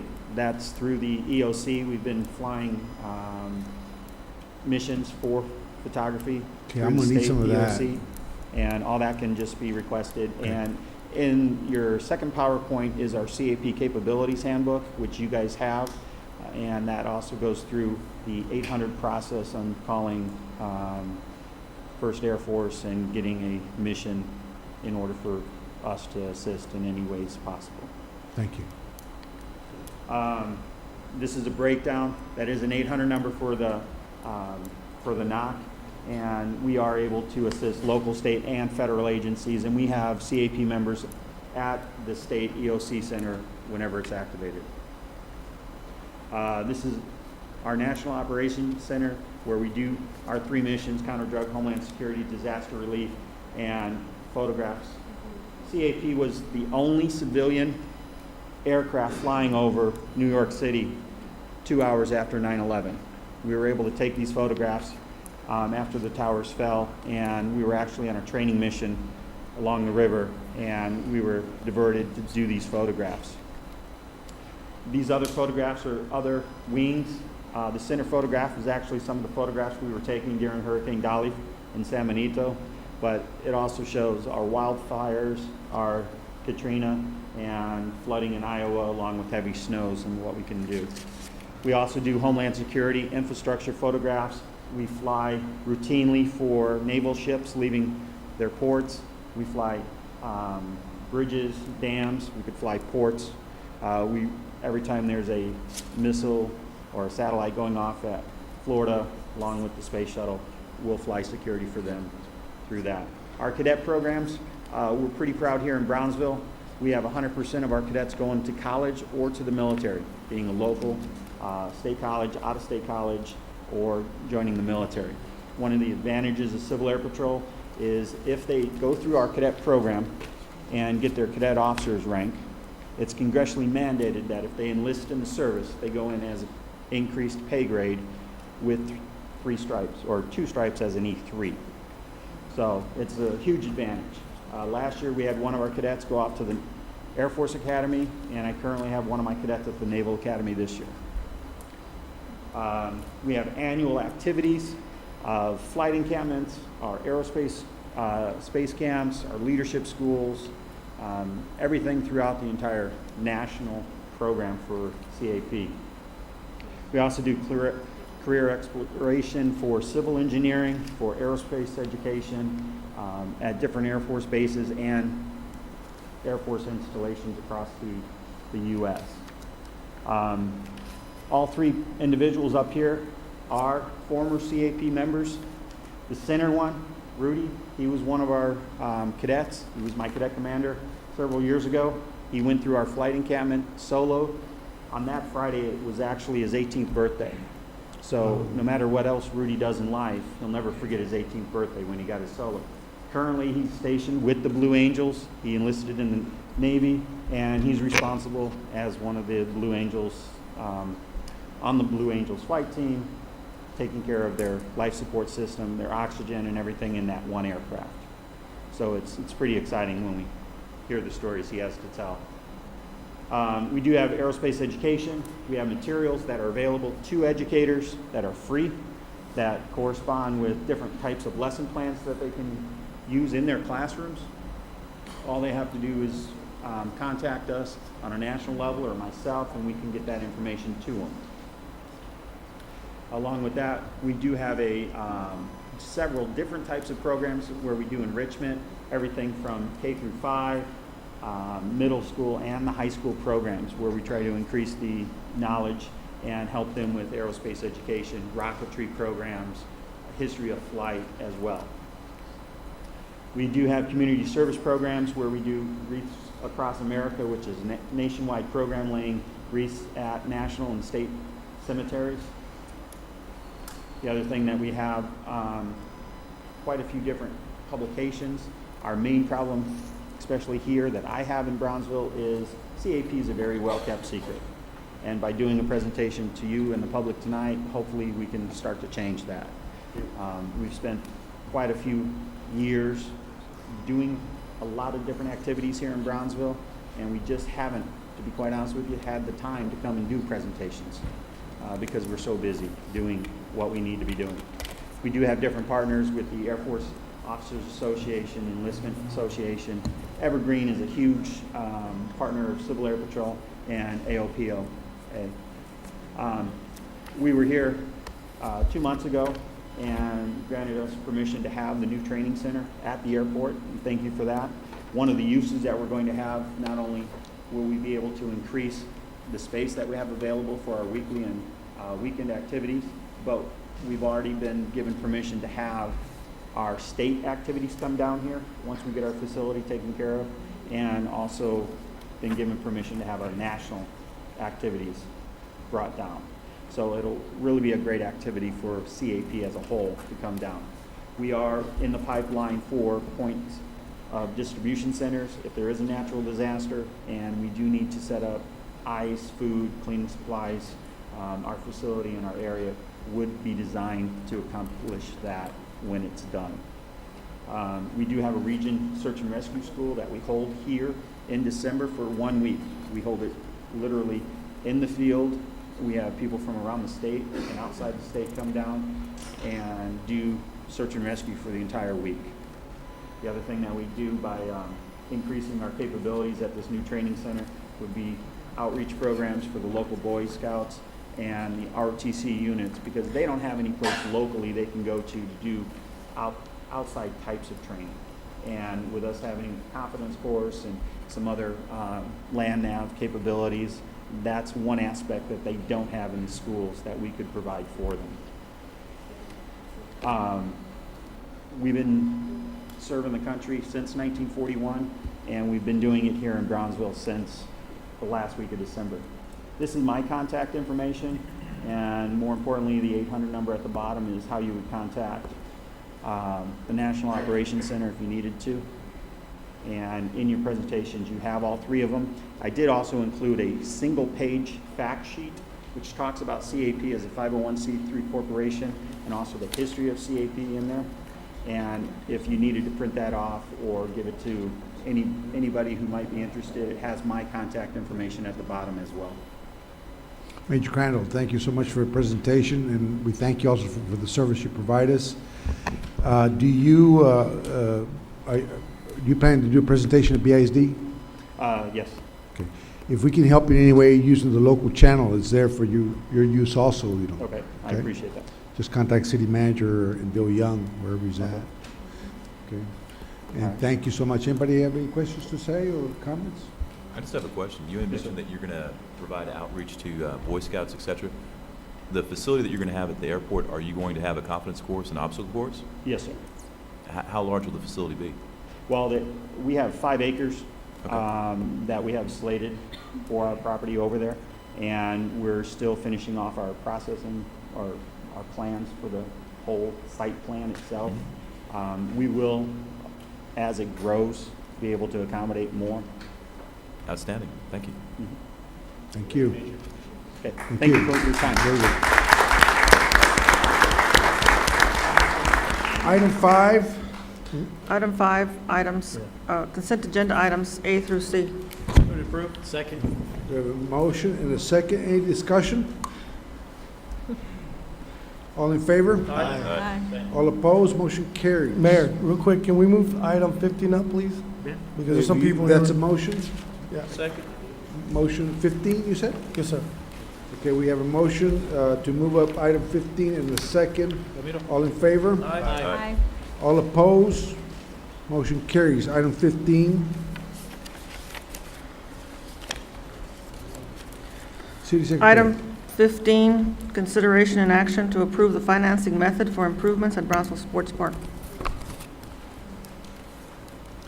Honorable Mayor and City Commission, again, BCIC is asking approval from the City Commission to be able to follow the method of financing that was presented during the workshop. I move to approve. I haven't called for a motion.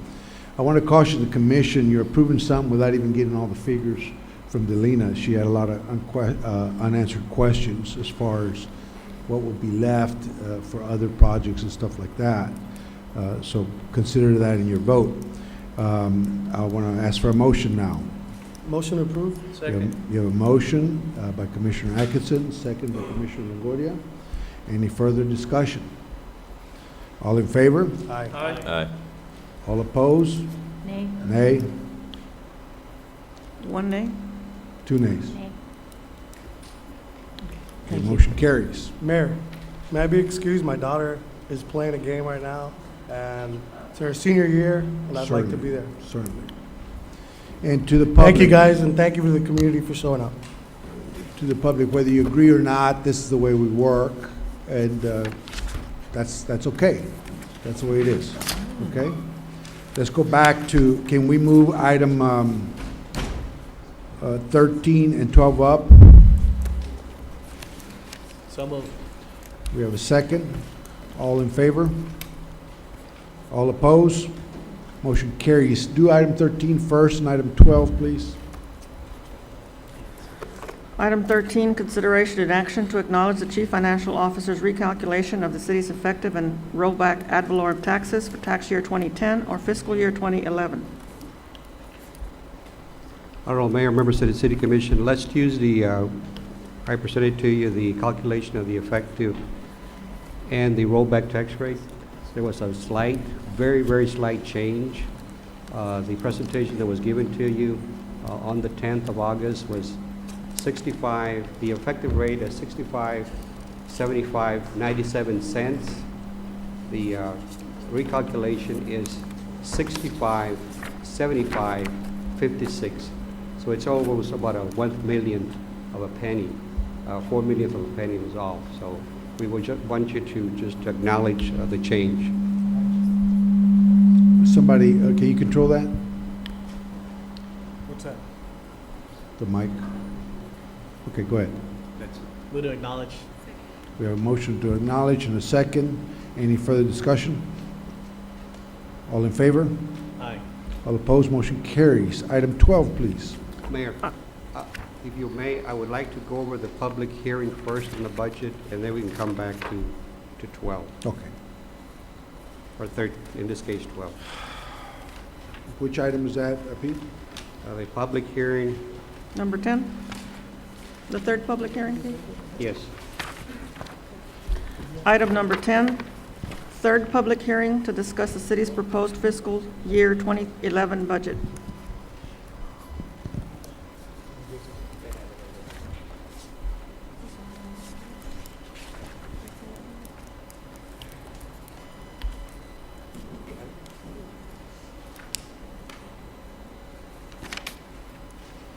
Honorable Mayor, members of the City Commission, this is the third budget hearing that we have on the proposed budget.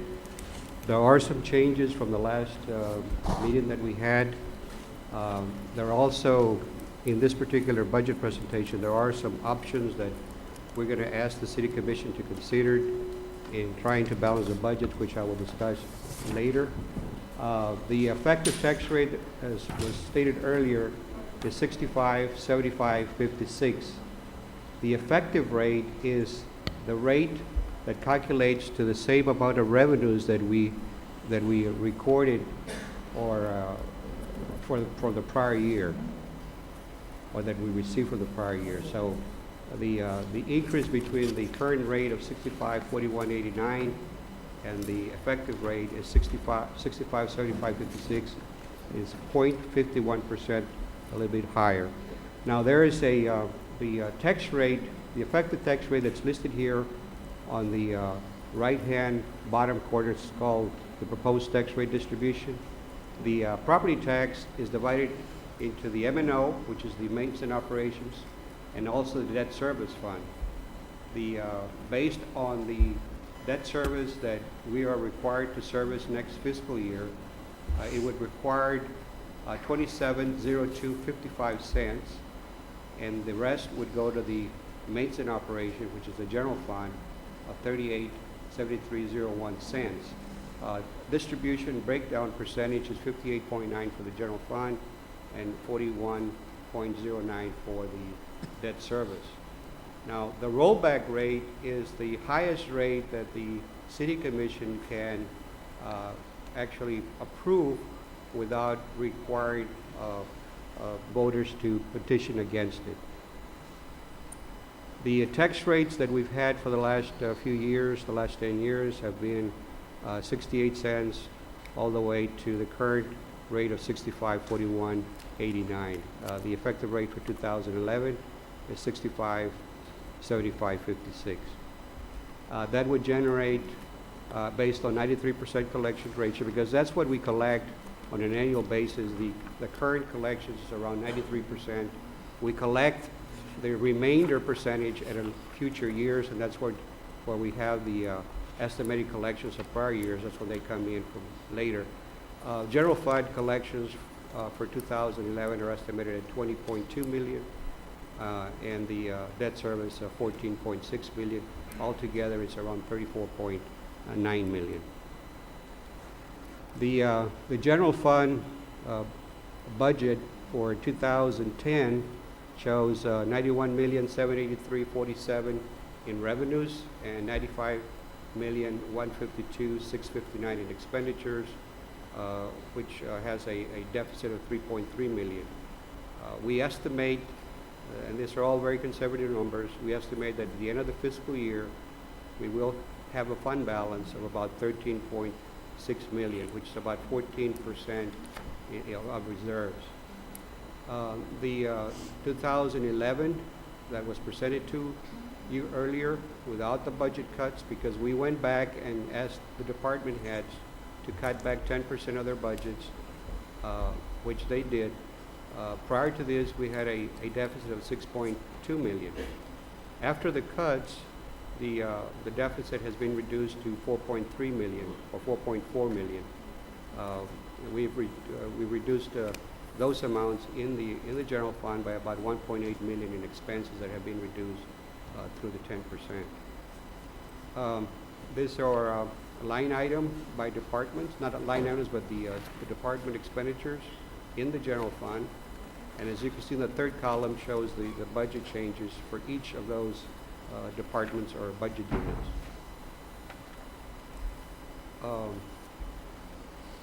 The debt service fund, we are estimated that we will have a fund balance at the end of this year of 3.4 million, and then 3 million at the end of fiscal year 2011. These are the new debt service requirements. This is after the refunding that was approved by the City Commission last week. Our now debt is 156,674,576. We are expected to pay during fiscal year 2011, 15.9 million. The 156,674 of outstanding debt, 10,555 is self-supporting, which includes 925,000 from Paseo de la Resaca for the CO Series 2003. We also had Linear Park Edition of 1,560,000 that's being funded by CDBG funds. We also had the BCIC Sports Park that right now outstanding is 2,525,000. And then we also had the airport improvements that are being funded by the Greater Brownsville Incentive Corporation, or the 4A Corporation, of 5.5 million. So altogether from all that debt, 10,555,000 is self-funded. The Convention and Tourism Fund, this is a fund that we may have to revisit later. Hotel motel tax, even though we have a budget of 1,350,000 for fiscal year 2011 as well as 2010, we are down right now about between 6.5% and 7%. So we expect that the hotel motel tax, if that trend continues from now through the end of September, that the total hotel motel tax would be about 1,150,000 instead of 1,350,000. We're being very optimistic for fiscal year 2011 because we went ahead and put 1,350,000. Very likely that that number is not going to be there next year. So we may have to come back and change those numbers. Now we have until September 20th to have this budget adopted. You can see the columns, the amount of money that's being sent or spent for various activities, the event center, all the way down to the other agencies. Those are the same amounts that we had from the original budget. All the organizations are being funded with exactly the same amount. Now, if you look at 2011 budget, there is a shortfall of expected 110,000 at the end of fiscal year 2011, assuming that we're going to get the 1,350,000 in hotel motel tax. So any amount that this fund runs in a deficit, the general fund has to have a subsidy from the general fund. So we would have to make a general fund transfer. The community development, I'm not going to go into it. This is all federal money. The non-bonded debt, this is money that we collect for equipment that went through the lease purchase. Can you go back to the shortfall at the Brownsville Convention and Visitors Bureau? You're saying that if they have a shortfall, we have to make it up through the general fund? This particular fund gets its fund from the hotel motel tax, yes, and there is allocation of expenses given that are earmarked to various organizations, which includes the Brownsville Convention and Visitors Bureau. If you recall, that number, we took the original number for the Convention Tourism Fund, or Convention Visitors Bureau, of 525,000. But the allocation is based on an estimate, right, depending on what the occupancy is expected to be at. Correct. And we're hoping very much that we can get higher occupancy taxes next fiscal year. But again, if, like I stated earlier in past meetings, we do not allow any fund to go into deficit. We always have the general fund kick in funds at the end of the fiscal year. Pete, are we not maxed out right now as far as the tax that we can impose on hotels and motels? Yes, we are. Are we at the highest percentage that we can tax Yes. our Yes, visitors? ma'am. We have been for the last By 3 years. state taxing.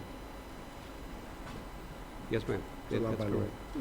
Yeah. We would have to have, in other words, if we're going to increase With that the, legislation. yeah, it requires legislation. Please That's, continue. thank you, Mayor.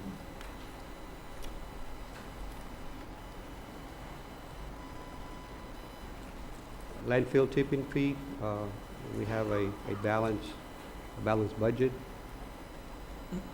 Airport, this is an area that we have to look very carefully, like we do every year. We monitor this very closely.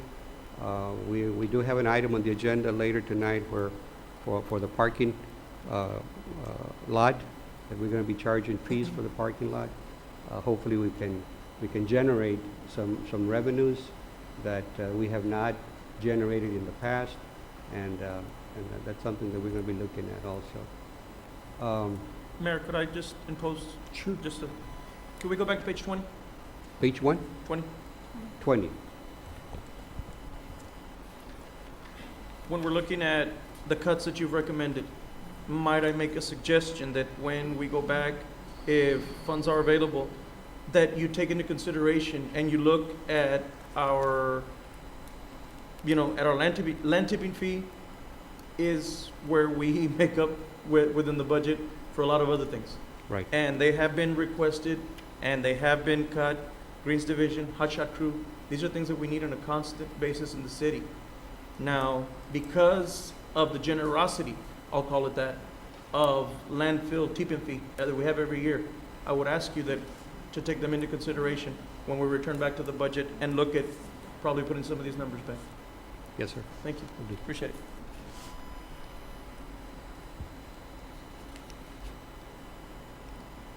I'm done. Again, monies that are generated from the Veterans Bridge go to the general fund. There's been a decrease in crossings. Hopefully that revenue will increase next year based on what we read, that there is more truck traffic going into Mexico because the rails in Mexico are underwater, so therefore more trucks are being needed to transport some of the goods into Mexico. So hopefully that the bridge fund will generate more revenues for us next fiscal year. The parking meter fund, again, there shows a deficit of 39,000. Again, if it doesn't have enough funds, we will transfer money from the general fund. The transit system, right now we are showing a contribution by the general fund of 1,101,000. We also must keep in mind that the federal government is always late in approving grants for us. The application is made early, but through the process of the federal government comes in and actually approves the grant at a later part of the year. There's an item on the agenda where you're going to be accepting that grant. So here we are in August, and we have actually upfronted about $1 million in the operations of the transit system that the general fund, that the federal government doesn't advances. So that's something that also we always want to make sure we keep in our reserves in our general fund to support some of these funds that need some of the cash for the operations. The golf course obviously is going to also need transfers from the general fund, and right now we have a transfer from the general fund for FY 2011 of 410,000. That's a good example of how everybody was saying how much money the golf course was going to make by putting in $7 million into the golf course. And we put in a lot of money, and we never recouped that investment. And to build a new golf course runs you $4 or $5 million. We put more than what it costs us. That golf course, you were here when I was here, cost us $650,000. And new buildings were knocked down, and a lot of money was invested there. I don't remember the exact money, but that's a good example of how we put too much money, and as much as we want to support it, into one project and sacrifice a lot of other projects. Go on. Now, that golf course cost us $650,000. this is obviously decisions that were made in the past, Mayor. And, yeah, but we're making decisions now. Right. That people are going to look back and say, what did we do? Where was our mind? Very true. At what price? Continue.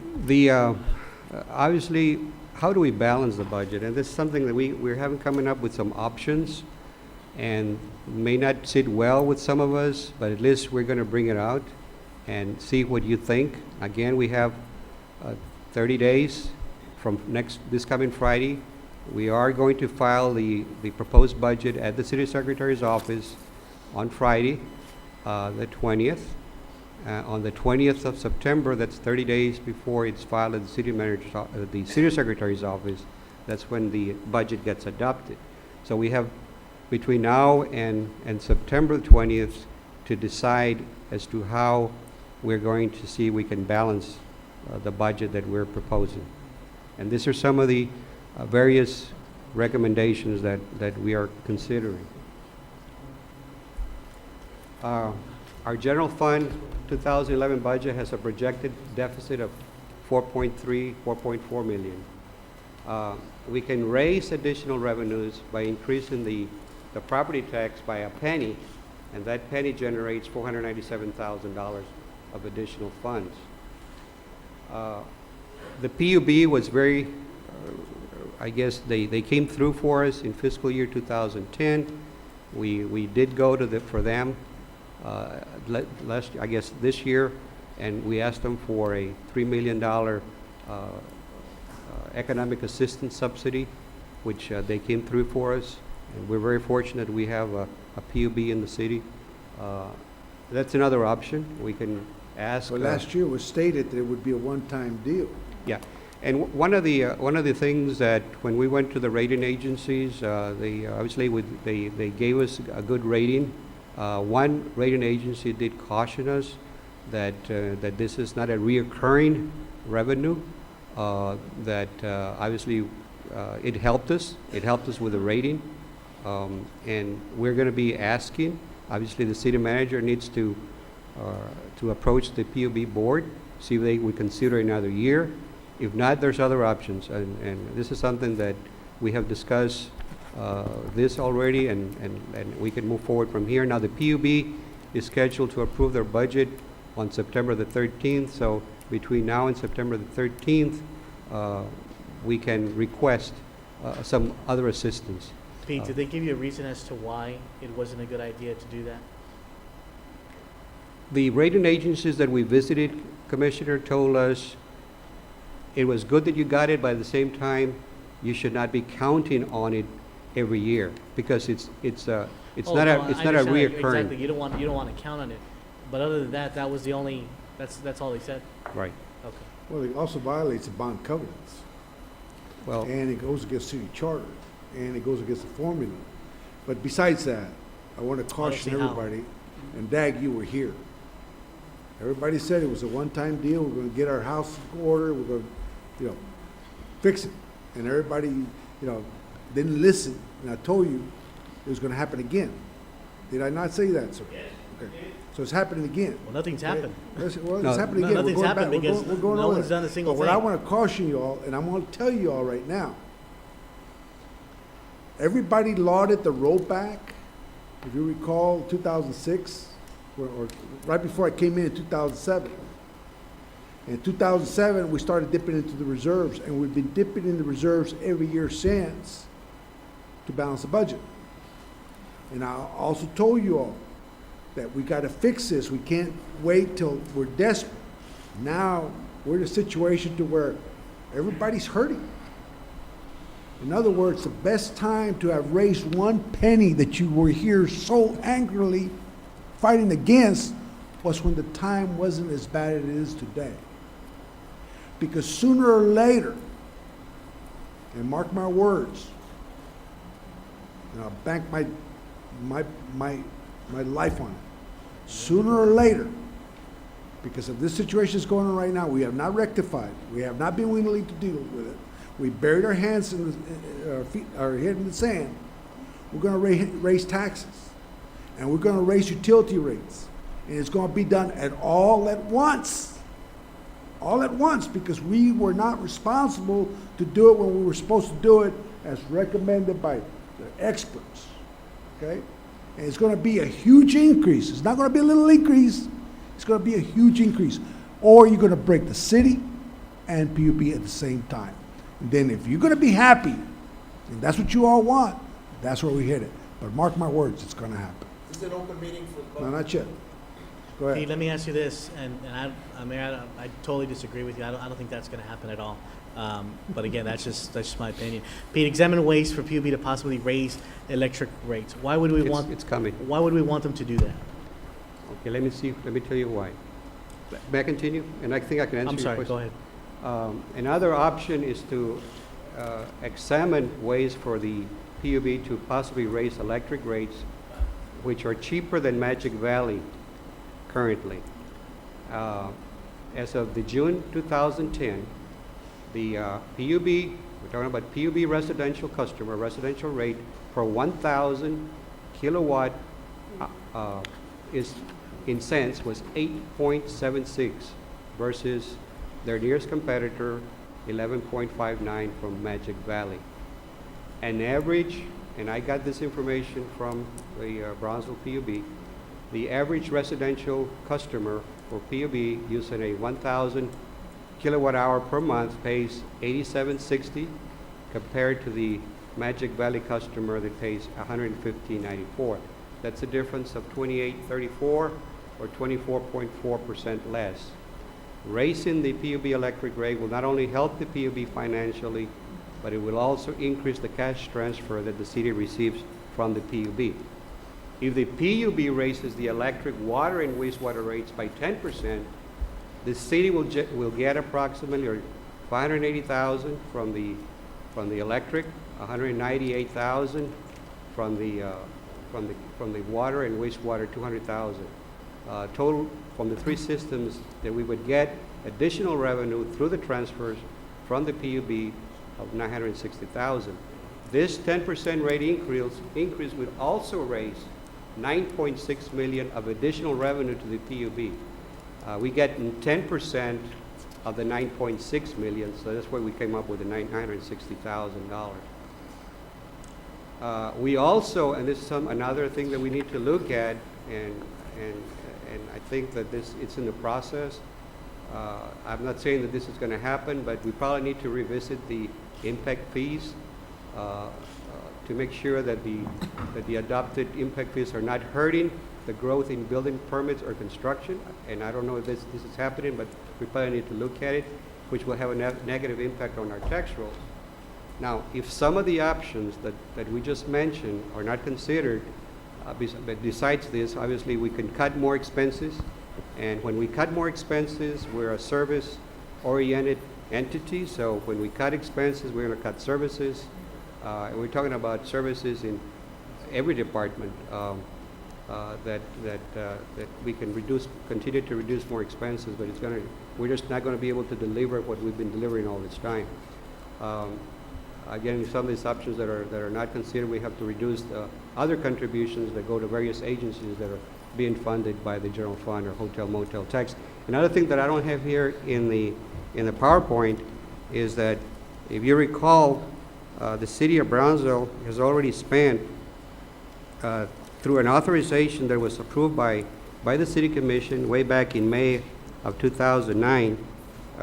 When we came to you for authorization to issue certificates of obligation, and excuse me.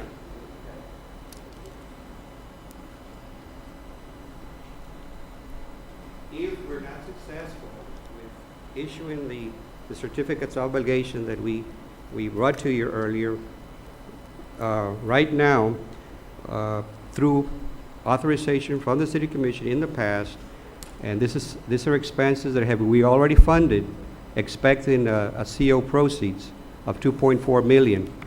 If we don't get the CO issue, that means that we would have to reduce our fund balance by another $2.4 million. And some of the expenses that we have already incurred through previous authorizations were an ambulance of $315,000, landfill improvements that are over $1 million, police vehicles of $901,000, traffic control vehicles, and traffic signals. Another thing that we also have that we were counting on for the CO were the railroad relocation. Obviously, that's on hold. The library, that they need some much-needed repairs for the roof of $1.3 million. And I think the most necessary one is the $5 million for streets. Right now, we are running out of money from streets.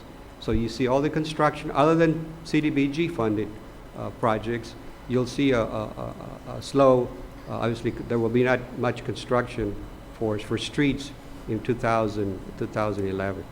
So that's another $5 million. Altogether, the CO that we were trying to issue was around $10.7 million. And I'm open for suggestions. Pete, well, let me say this, that I don't think it's right to ask PUB to raise electrical rates or water and wastewater rates so that the city could get more money. It's, then we should just raise property taxes. So I don't agree. I don't think either one is easy solution to fixing the problem. Obviously, we know less money coming in, and we've been doing more with less. And at some point, obviously, we hope that things would improve, where there'd be more money come through property taxes, and that our sales tax would do well to keep us going. So I totally disagree that would be an option. I think if you have an entity that's doing well and that could possibly provide support, then that's maybe probably a direction to consider. But I think that raising any of these rates would just really cause more harm to the public already, considering unemployment rate is still at 11% here in Brownsville. So we know that employment rate is high. People are barely making ends meet. Yet electrical rates, as it is, people will tell you this. I mean, anyone will tell you they feel that they're paying too much. And so, now we'd ask, well, PUB, go raise those rates for everybody so we can try to bring in some more money for the city. I think we'd probably have to do a lot more cutting, and I know our staff has cut quite a bit here over the past 2-3 years. And maybe that means we need to do things with services, do things at the service level differently, without having to raise taxes and without having to put the burden on raising any type of rates, whether it's electrical or water or wastewater. So maybe there's, there's an angle there where we need to look at. But I mean, I think it's very difficult for this community right now to talk about any type of a rate increase, because they are feeling it, and we don't know when things are going to turn around.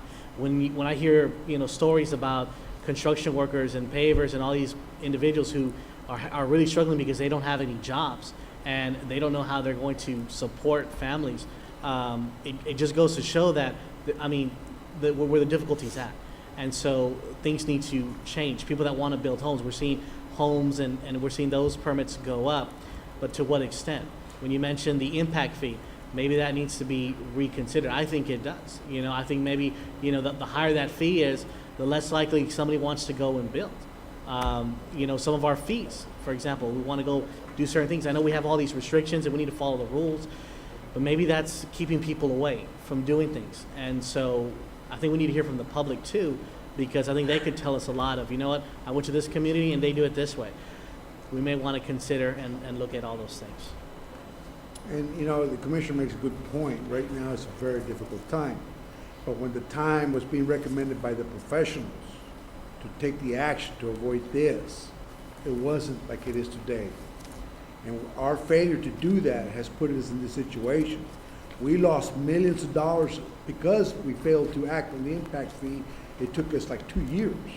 And then when we did adopt an impact fee, we did not follow the professionals' recommendation. We were looking for that angle, always trying to please somebody, and we didn't apply the rate that it was being recommended, which has cost us millions of dollars. Now, I proposed 3 years ago, coming in, a $3 fee. You failed to mention, Pete, that next year's civil service contract is going to kick in some pay raises. 72% of our budget is for civil service, okay? So this is nothing compared to what's coming, and it's going to hurt a lot. And we're obligated by contract unless something happens, okay? I offered a solution of $3 per user to fund police, to fund the arts, and to fund the animal shelter. And I heard in this commission they would come up with a better solution 3 years ago, and to this date, they have not. And that has cost us millions of dollars. In fact, we wouldn't even be having this shortage discussion right now had we adopted that simple solution.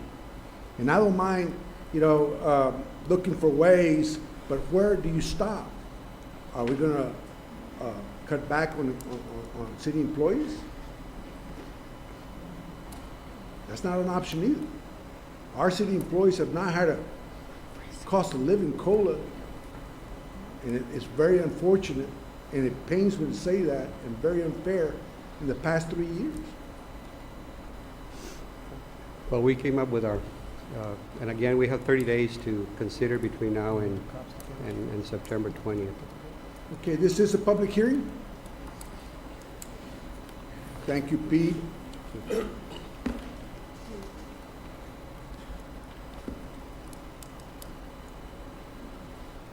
Good evening, Mayor, Commissioners. My name is Reverend Alex Alex, would Resendez. you mind taking your hat off, please? Taking what? Your hat off. No, I don't mind. As respect to. No, I'm bald. See that? That's pretty bad. So it's okay. Now, let's go back to this. I've come here several times and we have tried to put a little bit of input, you know? But sometimes you guys don't listen. See? So, We're here to listen to you. okay, thank you, sir. I appreciate that. So, on this budget, Mr. Gonzalez, on the budget, I would like to ask something, Mr. Gonzalez. This budget is for 2011, right? Yes. 211, okay. I understand that for the general fund, anyway, I understand that like all Brownsville knows, you know, I came here, and I gave you all the city charter. You all didn't listen to me. You said that I was not an attorney, that you were going to follow lo que el abogado attorney yours was That's saying. not an issue right now. Well, let me, it is an issue. No, it's not. Well, may I speak? Go ahead. Okay, I'm going to prove to you it is an issue. You have a lawsuit right now. And that's going to cost the taxpayers and it's going to cost you all because you don't have a brain and you say that he's in charge of everything. Again, look, you're out of, Alex. No. I consider you a friend. Do not attack anybody. No, I'm not Address- attacking. no, I'm not yes, attacking. you are. You are running. and You're first of running the all, city. you're You're running the city. Okay, there's you a said lit- that wait a the second, attorney wait a runs second. the city. Listen to me, my friend. Yeah. Listen to me. Okay. We're in litigation. We're not here to discuss the lawsuit, okay?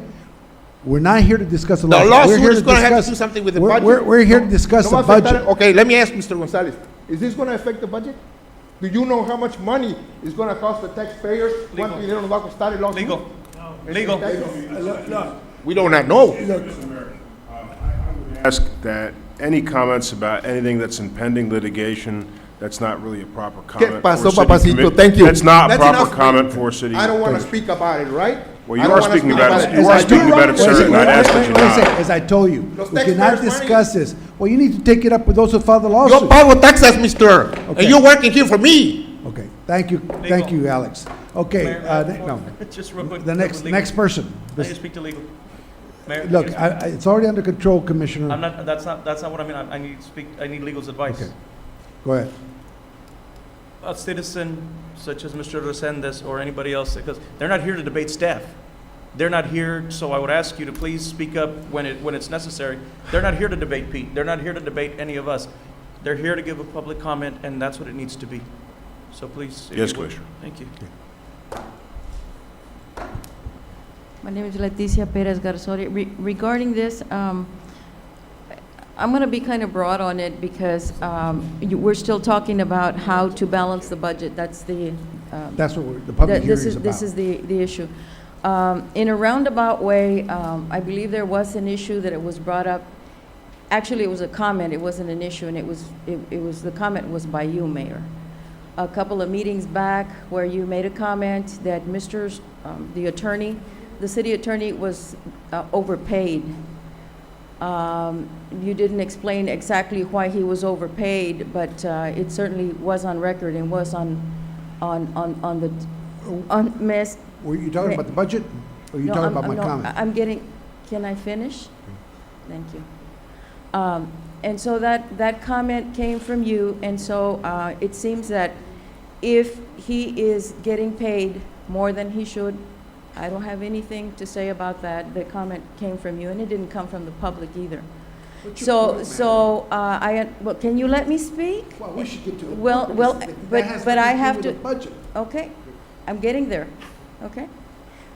So if he is being overpaid, there might be a reason, and the reason might be that he is getting paid a full-time salary for doing a part-time job. And if that tends to be a little bit on cutting into the budget, then people that are being overpaid their salaries might be revisited. Okay, Because let- it is, let me- because let it me- is let me the respond public's to you. money. Let me respond to you. Uh, First of all, my comment is my opinion, okay? We have a body here. You see, there's supposed to be 7 of us here. Right now, there's 6 of us. What I may consider overpaid, they may consider is fair. So it's just a matter of opinion. They approve his contract. So we're beyond that, no matter what my opinion may be or may not be. That has nothing to do with the budget. That has to do with an attack on the. No, Yes, it's because not an attack. that's not gonna, I'm that's not, addressing the that's a commission contract that was approved by the Over commission. your comment, That was a contract, yeah, it's my comment. yes. And I'm entitled to make those kind of comments. But his contract was approved by the commission, and it's part of the budget. And I'm sorry, that's. Well, then why don't you respect it? Excuse me, Mr. Mayor. The item that's on the agenda, this is a public hearing over the budget item, Yes. okay? I keep trying to The tell you. witness, the speaker is not really addressing the budget. She's trying to attack me personally. And if I she wants agree. to speak about those issues after the meeting, I'd be more than happy to address those, and she can follow me around for a week and see how many hours a week that I do work, and it'll probably exceed 40 hours. And let the, you know, you don't listen, like Alex doesn't listen, okay? We try to tell you, don't go there, and you insist. You listen, you continue to go on something that's not before us right now. You're supposed to, the budget, that has nothing to do with the budget. That contract's done. Do we understand that? The contract's done, approved by the No, do commission. you understand it? I understand it. Because you're the It's one that just my commented opinion. on it. I'm I'm just entitled to an reflecting opinion. what you have said Okay. Do you have regarding anything his to add about salary. the budget I other didn't than say that? it. Do you? I God, didn't help say me, it. Strike me with lightning. I don't know how many times I have to repeat it. I have nothing to do with the contract. It's already approved. It's not before us. It's not for discussion. This has to do with the budget. What part do you want to contribute towards the budget? Okay, if Please. you're going to be looking at budgetary, monetary cuts or redistribution of duties or whatever you want to call it. That's what I just you said might, earlier. You might think of, and I'm not just saying because I have I nothing to. just said that. I guess I You didn't Can I listen. speak? I just said we have to cut salaries, we have to cut personnel. maybe. okay, so it comes from you that there needs to be some cuts. But that doesn't mean that it's gonna be done. I'm just one person. I don't know what's gonna happen yet. We're looking at the budget. If you had paid attention to what I said earlier, In jobs, so you're going on jobs as we well. don't know yet. We're looking at the budget. What's gonna happen if we can't get the 3 million from PUB? Manager's gonna have to come here with an alternative proposal, okay? The finance director's gonna have to get, these are the professionals, okay? They get paid to guide us. And we're supposed to act for the benefit of the overall good of this community. Whether your opinion agrees with us or not, like the sports park a minute ago, I disagree with the commissioner. But we got outvoted. We have to respect that. We may not like it. We have to respect that. Now, do you have anything to add about the budget? Okay, the only thing that I can say is if you're going to look at jobs, maybe cutting down a job or a salary or even a day off. A lot of times you don't want to cut off jobs per se, but maybe you can give a day off optional to an employee if they want to go ahead and take that option. A week of vacation that's on their dime, of course, and maybe that can bring in some money. I mean, give it to the employee and have the employee, empower the employee to help this situation, because when the public gets involved, we only see black and white.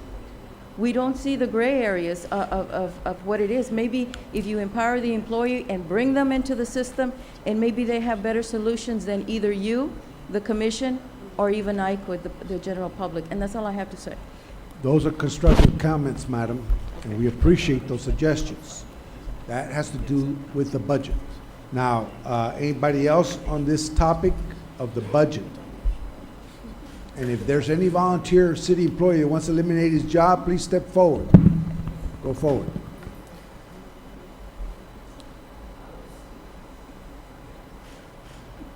Nobody's stepping forward, I guess. Continue. Hello, my name is Teresa Saldivar, and I'm a citizen resident here in Brownsville. And I have a couple of comment or suggestions, and then I want to speak to something, but I'm not sure if I'm going to be We'll right in guide you, doing. we'll guide you. Okay, Just thank listen, you. would you, just listen, Okay, please. the first suggestion was actually kind of follows in line with what she was saying. I was thinking if the city has a shortfall, then maybe a day off for the city to shut down one more day a month, just to help with the budget constraints. A lot of communities are doing that. That might be something you guys can look at. Give everybody an extra day off without pay. You know, it's just one suggestion. I did the $3 flat fee you were talking about. I supported that when you first came on board. I thought it was a great idea. I'm sorry to see we're back here again revisiting that situation. And if we had done that, maybe we wouldn't be here. I don't know, but I did support that. Give me 5. So, and then just one last comment, and that's regarding the removal of the audio or this part from the public, from the TV part. My concern That has is. nothing to do with the budget. Oh, sorry. I'm here to guide you. Just real quick though, it's nothing negative. This part's not removed. It's just, my concern is for the disabled, the handicapped, the elderly, or people who just can't make it down here. How are they obtaining that information? Teresa, please listen. This is not part of the budget. Oh, okay. Okay, So thank you, they're- appreciate it. Okay, that was it. So, Thank you. Thank you. Thank you very much. See, that's great when a citizen listens. Thank you so much, Teresa. This is a public hearing on the budget. Do we have anyone that wants to speak on the budget? We welcome your input.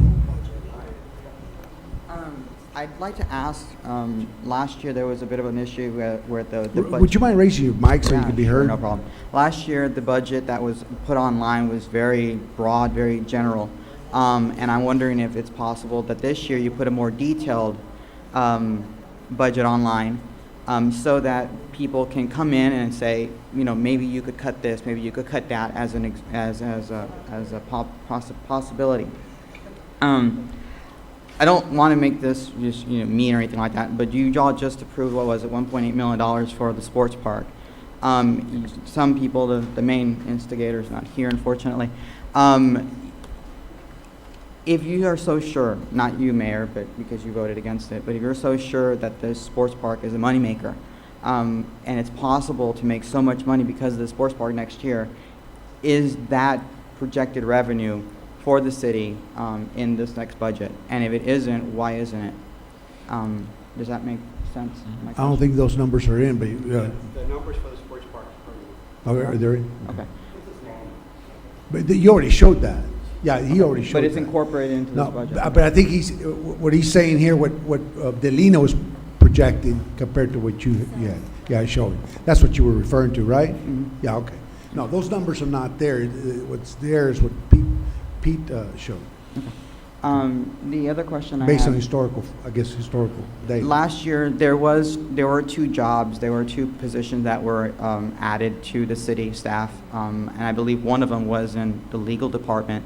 I'm curious, this is just for future reference, if you could provide us how much money that particular job brought into the city from over this last fiscal year, because I think one of the reasons you all hired that position or made that position occur was because it was going to pay for itself. I'm curious if it did pay for itself and how much money that garnered, because if that is garnering money for this city, it's possible maybe you would hire somebody else, or maybe bring in more enforcement into the city. And those are my suggestions for now. I'll look at it whenever y'all have the actual budget and bring you some more. Thank you. Thank you, Mr. Perez. This is a public hearing. DAG, the biggest advocate to ignore everything. Just don't raise taxes. My name is Dagoberto Barrera, and I just came from a couple of weeks trip all the way to see our beautiful country. From here all the way to Niagara Falls, slowly traveling all the way to Las Vegas, but I don't gamble because my wife wanted to go. And I sat down with a Coors, and that's all I did, okay? And came back. But the point I'm making, and I'll go into the budget right now. Don't kick me off. I'll go into the budget. When you were going to get to that. What a beautiful country we have. Okay, get to the budget. You see everything that is America the Great. Let's get to the And budget. I'll defend this nation till the end. And I hope that we can be vigilant and preserve it. The budget. Whether you ask the PUB to raise the rates, you know what they're going to do? They're going to raise our rates, which goes to us. Taxes are not needed. What is needed is prudence in the work. And right now we're in a recession. Houses are being mortgages are being taken in. The cars are being picked up. In the school district, we're having a hard time. As you have to learn to live, Mr. Commissioners and Mayor, within your means. We don't have the money. Once the money starts coming in, then of course things can get better and better as they come in, and we can probably raise one more penny and so forth. But I'm asking you, be reasonable. Think about raising the taxes. It's not the way to do it.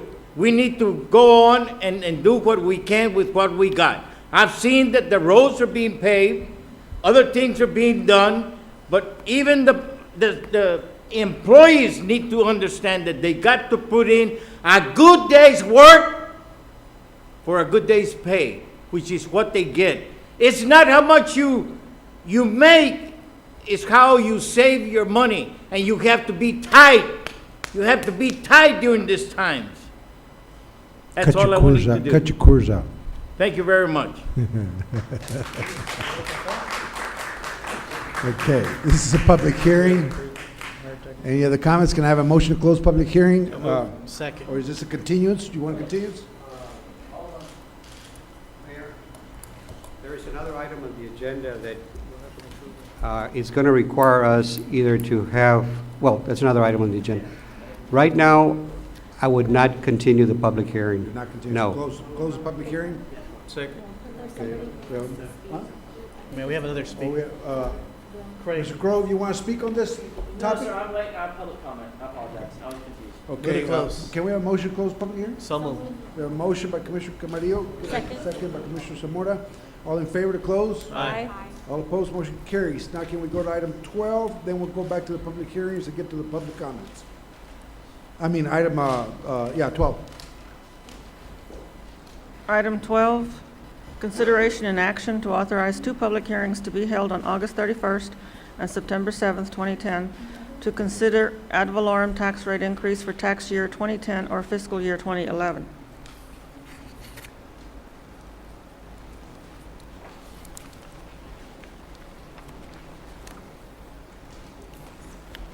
By law, we are required, if we're going to raise a rate above the effective tax rate, if we're going to consider it for the budget, we must have 2 public hearings.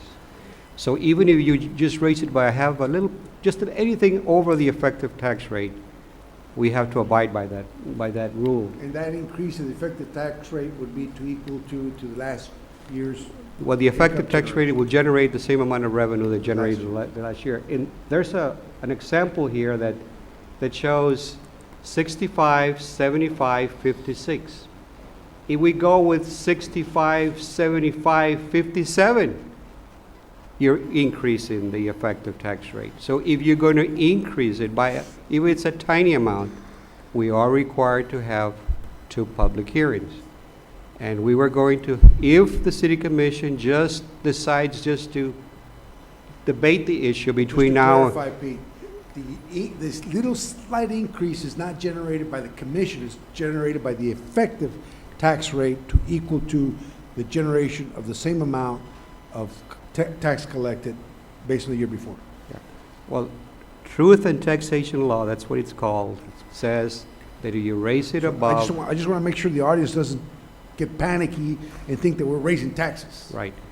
This is just, if we're going to consider a tax increase between now and the time that it gets adopted, we need to have the public hearings. If we're not even going to consider, the issue is dead. I mean, but if some of us have, maybe there's possibility that we might go up a half a penny. when the budget adoption comes in on September 20th, and one of us, or some of you decides to raise a half a penny, you cannot do it because we do not have the required publications, nor did we have the public hearings. Pete, so for things to stay the way they are, you still have to have an increase. Is that what you're saying? The effect, It's going to increase, correct? the effective tax rate, yeah. Okay. Remember, the effective tax, you're not increasing property taxes. Of course. You're setting your tax rate that will generate the same amount of revenues that you collected the previous year, so that's not considered. Now, if you go above it, then yes, you are considered a tax increase. Then that would be a commission action. Okay. So this item is just asking you whether or not you would consider us to discuss this further. But if we discuss this further, we must publish this in the newspaper, that we're going to have 2 public hearings, and we have this scheduled for the 31st of August and September 7th. Move to approve. Second. We have a motion and a second. All in favor? Aye. All opposed? Motion carries. Okay, thank you. Going back to the public. I'm sorry, what was, Item in the agenda that we left off. You have another item, Pete? what was the motion though? To approve. To approve. To approve the item? Yes. Yes. To have those 2 public hearings? Yes. Yes. Thank you. Okay, item 6. Coming. Okay, item 6. That was the next one, right? Yes. Consideration and action to reappoint 4 members and remove and appoint 1 new member to the Planning and Zoning Commission. We have Second. a motion and a second. Any further discussion? All in favor? Aye. All opposed? Motion carries. Item 7. Item 7, consideration and action to appoint 9 members to the Entertainment District Public Improvement District Advisory Committee. Second. We have a motion, a second. All in favor? Aye. All opposed? Motion carries. Thank you. Item 8. Item 8, public hearing and action on resolution number 2010-054 to authorize the filing of applications with the Federal Transit Administration and Operation Administration of the United States Department of Transportation for federal transportation assistance authorized by 49 U.S.C. Chapter 53, Title 23 of the United States Code and other federal statutes administered by the Federal Transit Administration. This is the public hearing. Public hearing. Go ahead.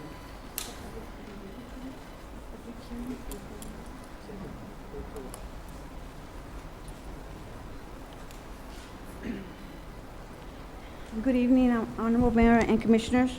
During this presentation, I will briefly discuss the Section 5307 grant program and the city's allocation for fiscal year 2010. I know we're discussing the 2011 budget, but we just got our funding for 2010. I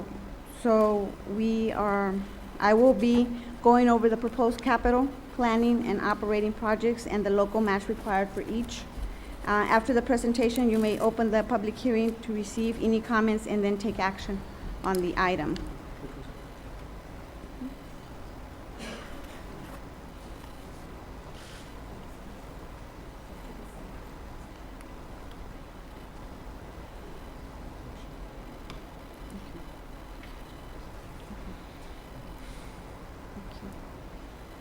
Okay. This grant application is an yearly requirement for the city to access its share of federal grant funds for capital planning and operating assistance. This is not a competitive grant. The funds are allocated to transit systems by Congress on an annual basis. The allocations are then published in the Federal Register. The federal funds for all cities with a population under 200,000 are appointed to the governor of each state, who has the authority to reallocate the funds at their discretion. In Texas, the governor has authorized TxDOT to distribute or redistribute the federal funds. This year, the city's federal allocation was $3,037,022. However, because other urbanized areas in the state declined portions of their federal allocation, TxDOT redistributed those funds. Therefore, the city's total allocation for fiscal year 2010 is $5,226,051. Activities for this grant include capital planning and operation. Activities for this grant include capital planning and operation expenses. Each type of expense requires a non-federal match. Most capital projects require a 20% non-federal match. In other words, every $4 in federal funds is matched by $1 in non-federal funds. Our proposal includes 6 capital projects. For the first 2 capital projects listed here, preventive maintenance and ADA paratransit operations, we are proposing to take advantage of the federal rules that allow these expenses, which are normally considered operating expenses, to be eligible as capital projects at an 80-20 federal local match. Preventative maintenance are all the activities, supplies, materials, labor, services, and associated costs required to preserve or extend the functionality and serviceability of the assets in a cost-effective manner up to and including the current state of art for maintaining such assets. For ADA paratransit operations, we are allowed to use up to 10% of our apportionment at the capital Please turn off your 80-20 phone. federal local share ratio to pay for paratransit services. Norma, I don't know about the rest of the commission, but I've been getting lately a lot of complaints on the maintenance of the buses, the service, buses not having air conditioning, Right. not being in tip-top condition to where they're going out, out on service, as compared to the other management company that was more strict about letting buses out, to where they're not breaking down.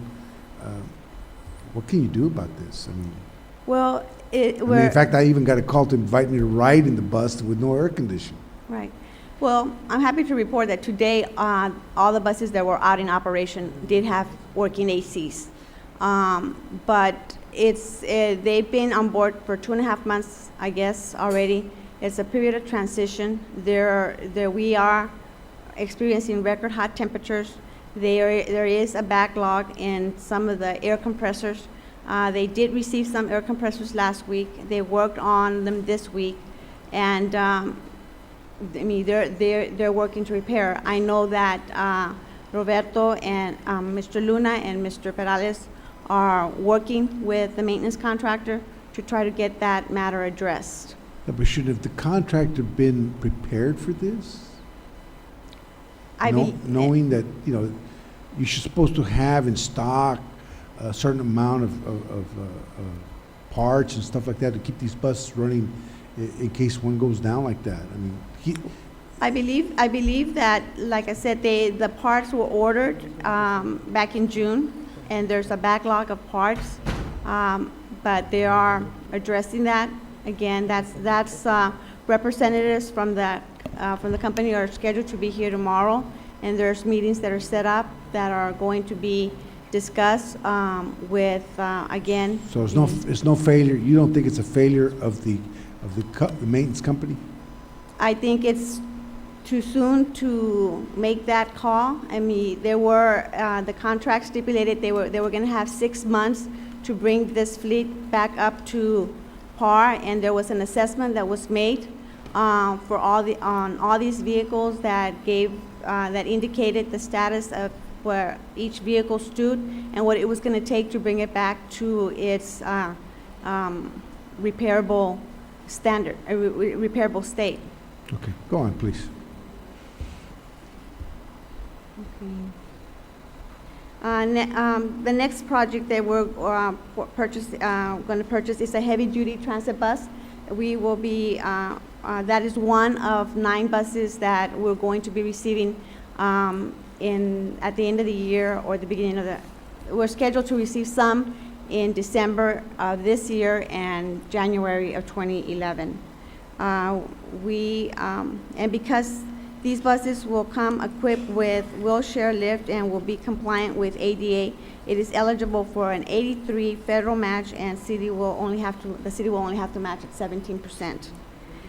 Next is the maintenance item, parts and equipment. $50,000 was allocated for this project. Funds will be used to purchase and install miscellaneous equipment such as surveillance cameras, fare boxes, communication devices, and other accessories used to support the operation and administration of transit services. Funds have also been allocated to purchase support vehicles. Currently, there are at least three support vehicles that are shared by operations and administrative staff. They are used for travel both within the city and travel outside the city. The existing vehicles have all exceeded their minimum service life. At least two are in poor condition and are ready to be replaced.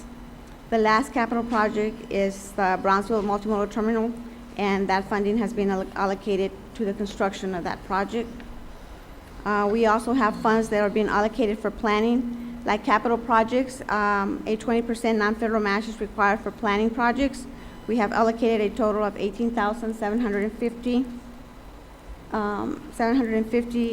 for planning activities, which includes the analysis of service operations, policies, system, route modifications, short-range and long-range plan updates, and participation in the Metropolitan Planning Organization. And finally, the proposal includes operating assistance. Operating assistance requires a 50% non-federal match of the net project costs. We are proposing to allocate $2.1 million in federal funds, which will be matched by the same amount.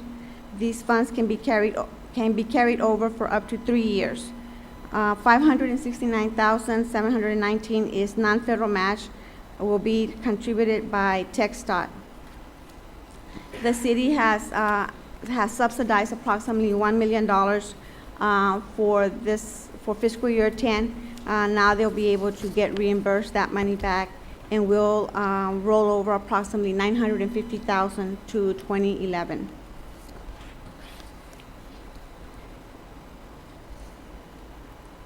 This table shows a breakdown by funding categories and contributors.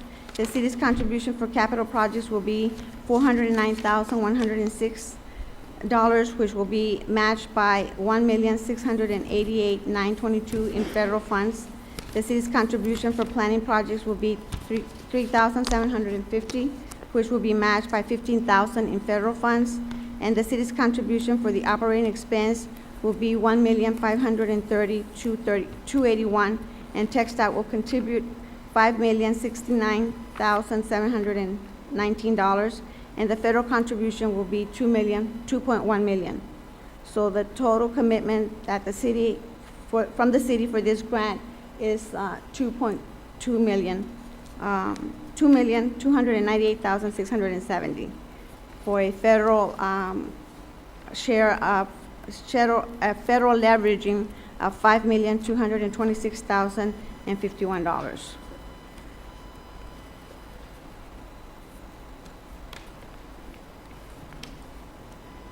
Okay.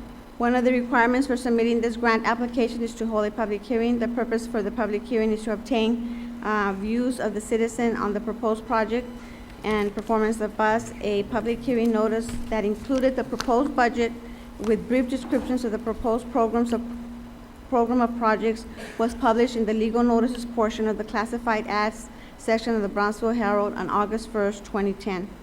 This concludes my presentations. I'm open for comments. Any questions?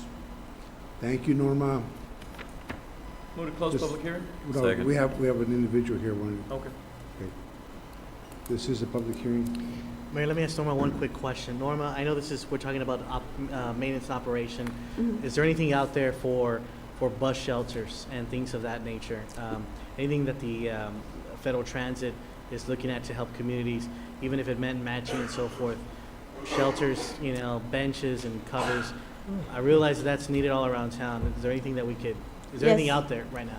Yes, there is, and in fact, we just got a coordinated call for applications for new Freedom Funds, and that's where we've been successful for the last 2 applications that we submitted, and we've been able to get funded $1.2 million for shelters, for improvements to bus stops, and we're going to be submitting. The next application is due by January of 2011. The application process already started, and we'll be submitting for the west side on this application. We've already submitted on the southmost area and some of the major corridors. areas, and the next area would be the west side. Okay, I appreciate that. Thank you, Norma. Mhm. Okay, please come forward, state your name. Hi, Tere Flores. I just have a question. Is the city committed for 2 million on the, this coming budget? Is that the commitment of the city, 2 million? You're talking about bus? No, for the operation, it was 1.5. Oh, okay. Were there any studies done as to how many Americans and taxpayers are gonna be utilizing this bus system? Are any studies being done as to who's gonna utilize the services? We have ridership, yeah. We don't ask them for their, No, but marketing studies, how many, who's going to be utilizing the services? Is it people she from can respond to that. She can Mexico, taxpayers? I mean, who? Our service is primarily utilized by residents of our community that are transit dependent. 40% of our ridership does cross the bridge, but 60% of the ridership is from our area.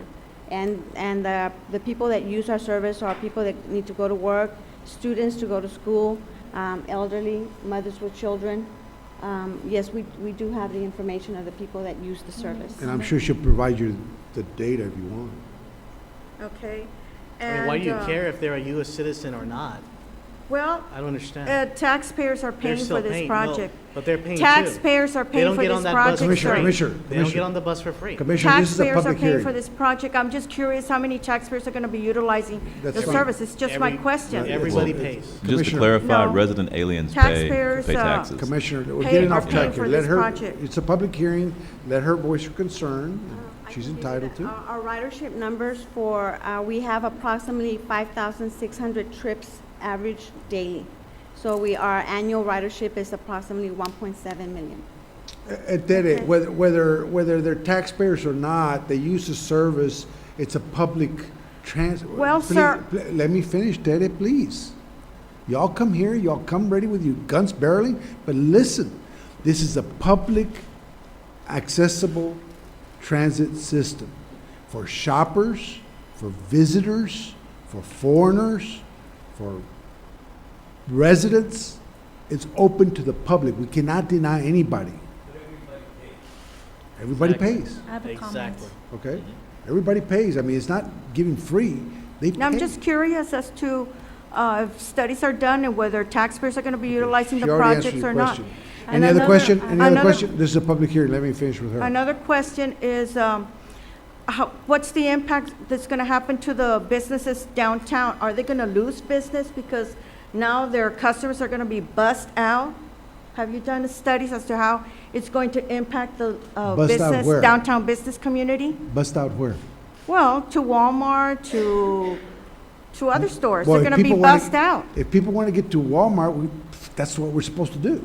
So Well, they can yeah, buy but now stuff. you're going to make it convenient, whereas a lot of people that would shop downtown, now they have the option to take a bus and take them to Walmart, take them to other businesses outside the downtown area. I'm just wondering, how is this going to impact the downtown business community? This, as historically it's been, it's a citywide service, and we have service to the downtown, to Walmart and other points. The terminal will remain downtown, and it will have a positive impact. That's one of the reasons the terminal is downtown, so that people, we bring people downtown, and people shop downtown as well as travel north if they need to go up north.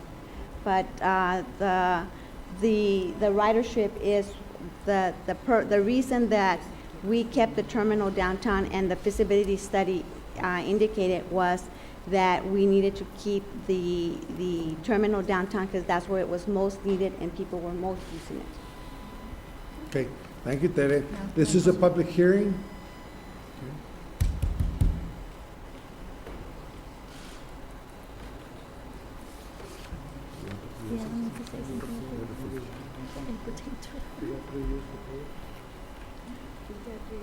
Yes, Leticia Perez Garzoya. Just wondering if Ms. Zamora might be able to answer my question.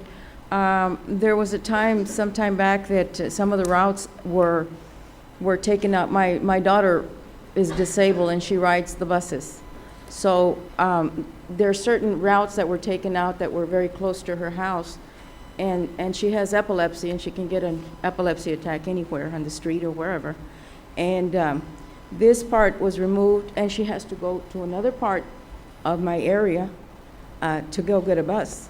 Now, some of these don't have any, the shelters, the covering, but what did impact her, and it impacted me, of course, is the fact that it was moved. And I'm wondering if this money that's coming in, will this be a consideration that you might think that this route could be placed in the West End, Riverside area? Because it made a very big difference to us, our Can you be family. specific where you're talking about? What bus stop you're talking about?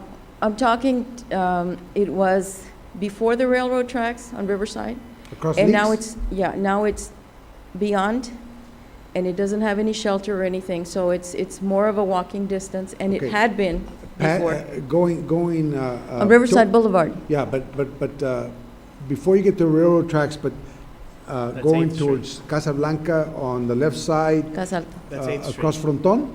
Yes. Around Fronton? Yeah, it's closer to Fronton than it is Okay. to Riverside. on You know this- where that red corner brick house is on Fronton and Riverside? Yeah, I think I'm familiar with the area.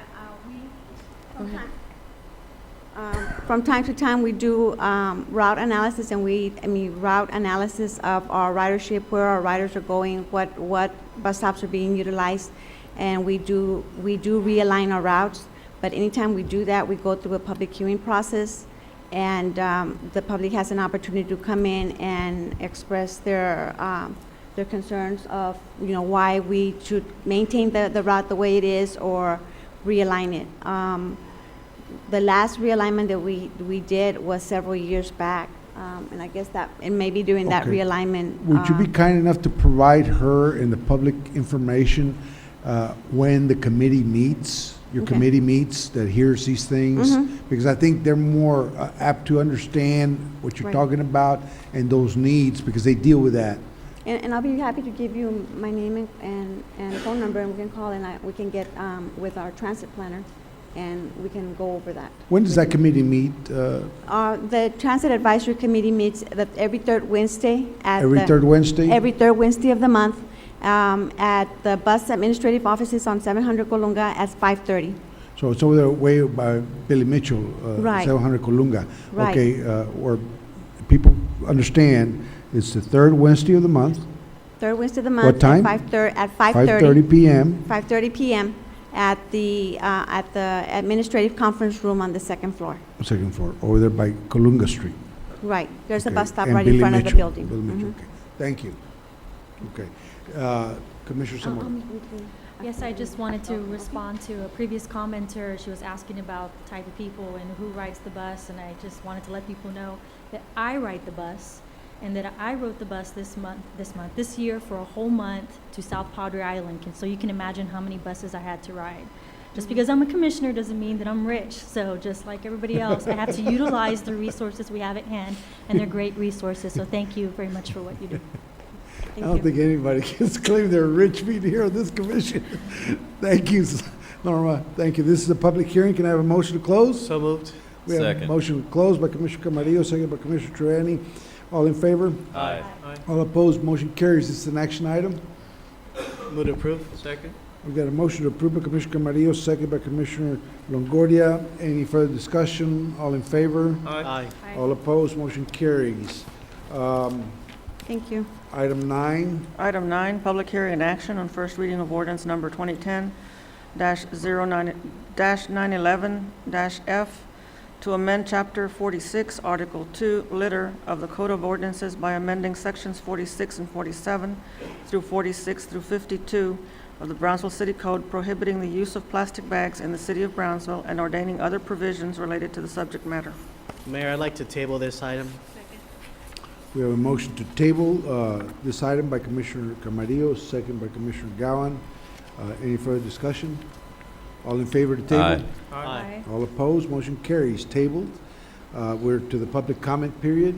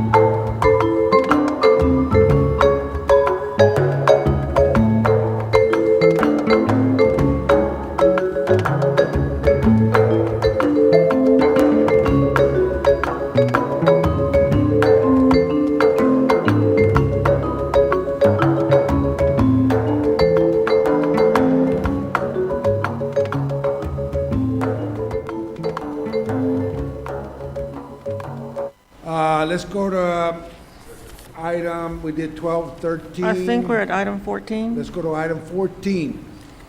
Item 14, consideration and action to authorize and set forth initial rates for the airport pay parking system.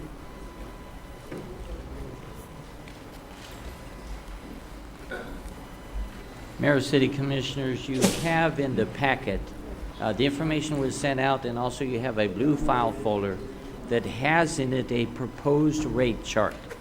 That proposed rate chart, should the City Commission choose to act favorably on it, will be the rates that are programmed into the computers for the new paid parking system, which is under construction at the present time at the Brownsville South Carolina International Airport. I have representative of the engineering firm here with me this evening, 2 engineers as well as myself. Be happy to address any questions you have on this. Staff recommends approval. The rate chart is the rate chart that's being presented up on the board right there. I will also note to you in summary that our rates at the parking lot are competitive with our competitors at the other valley airports, okay? And we've tried to make it possible for us to maintain a competitive edge, if you would, by having at a remote distance free parking as we've had for many years. And basically what you're doing in Brownsville is paying for the convenience of parking closer to the terminal. But it is still possible to park at a distance for free, and so we maintain that competitive edge, even though there's only a limited amount of parking. This system is set up to do that. The net yield from this system is actually about $440,000 net per year. Once we've completed paying off the capital cost, basically refunding the money to the city for its costs associated with the installation of equipment. This represents a new source of revenue for the airport that it hasn't had since 1981, if you would. We think it's very important in terms of doing this to help maintain the financial viability of the airport over the longer term. We'll be happy to go into more detail if you would like to, but as I said, the staff recommends approval. I move to approve. We have a motion to approve. Second. We have a second by Commissioner Gowan. It's a very good idea, thank you, especially during this time that we need it. Yes. Larry, all in favor? Aye. All opposed, motion carries. Item 16. Thank you, Mr. Brown. Item 16, Thank you, Larry. consideration and action regarding funding for necessary repairs at Gladys Porter Zoo. Pat, Dr. Birchfield, would you like to come forward and let us know what's going on over there and the emergency you have? Mr. Mayor, honorable commissioners, thank you for allowing me to appear here.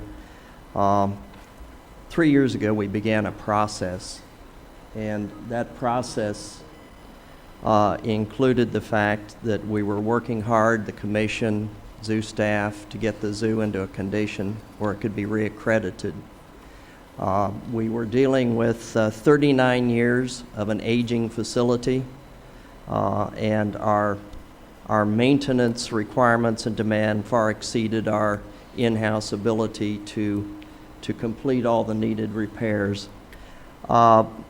We're currently working through a grant with Texas Parks and Wildlife and the City of Brownsville to create a new education center at the back of the zoo that will increase our classroom size by approximately 400%. But when we began this process 3 years ago and the city increased the money to the zoo, we started out with 18 leaking roofs and a lot of non-functional or failing air conditioners.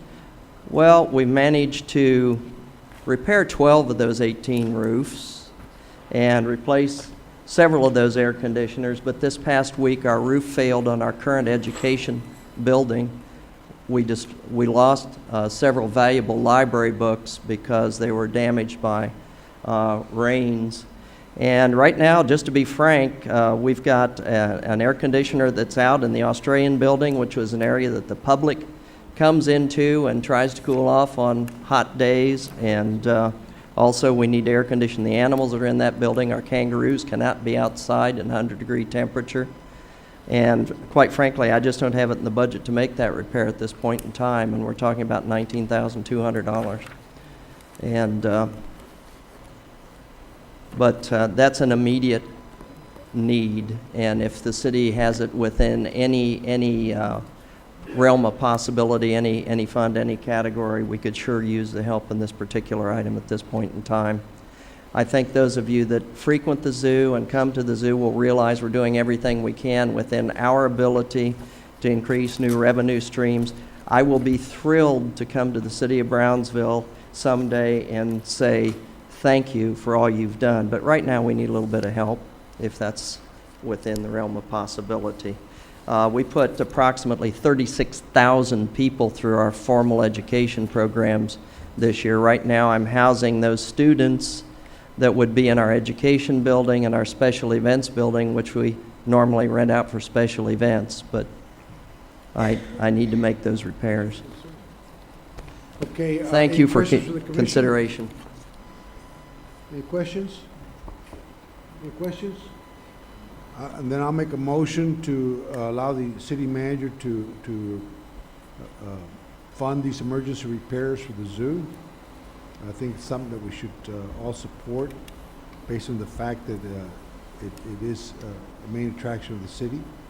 It helps us with the sales taxes and our hotel occupancy. Second, Mayor. We have a second. Any further discussion? All in favor? Aye. Aye. All opposed? Motion carries. Thank you very much. We really appreciate it.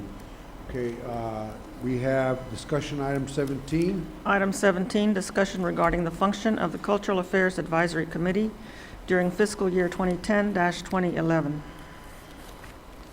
Honorable Mayor, City Commissioners, if you'll recall, back in October of 2008, the City Commission authorized the creation of a Cultural Affairs Advisory Committee. This committee was designed to assist with the creation of a budget for hotel motel tax funds and other local funds that go to entities such as the Gladys Porter Zoo and the local museums and the Fine Arts Center and so on and so forth. That committee was put together. Dr. Delina Barrera from BCIC worked very hard with a panel of people that got together, put together application packets, put together criteria for these different organizations to submit requests for funding. They went through all those. I know there were over 400 hours of time that staff spent, that volunteers spent, I'm sorry, not city staff, even though city staff participated. But these volunteer committee members put a lot of time and effort into looking these over. When these were brought to the committee at the close of the budget process in 2009, there was a disagreement between the City Commission and the committee in terms of how those funds should be distributed. And if you'll recall, at that meeting, which was August the 4th of 2009, the recommendations were tabled, and the City Commission requested that the city manager and the finance director get together and come up with a proposed method of distribution of those funds. Basically, what I'm wanting to do today is explain to you what the status of that committee is. At present, there are at least 3 members of that committee whose terms have expired. It's also my understanding that as a result of the disagreement between the commission and the committee in 2009, there may be 1 or 2 of the committee members who are no longer interested in serving on that committee. As the budget process has gone through this year, the city manager again has gotten together with the finance director. They have put together a method of funding that is going to appear in the budget for this year. And what we're planning to do is revisit this committee.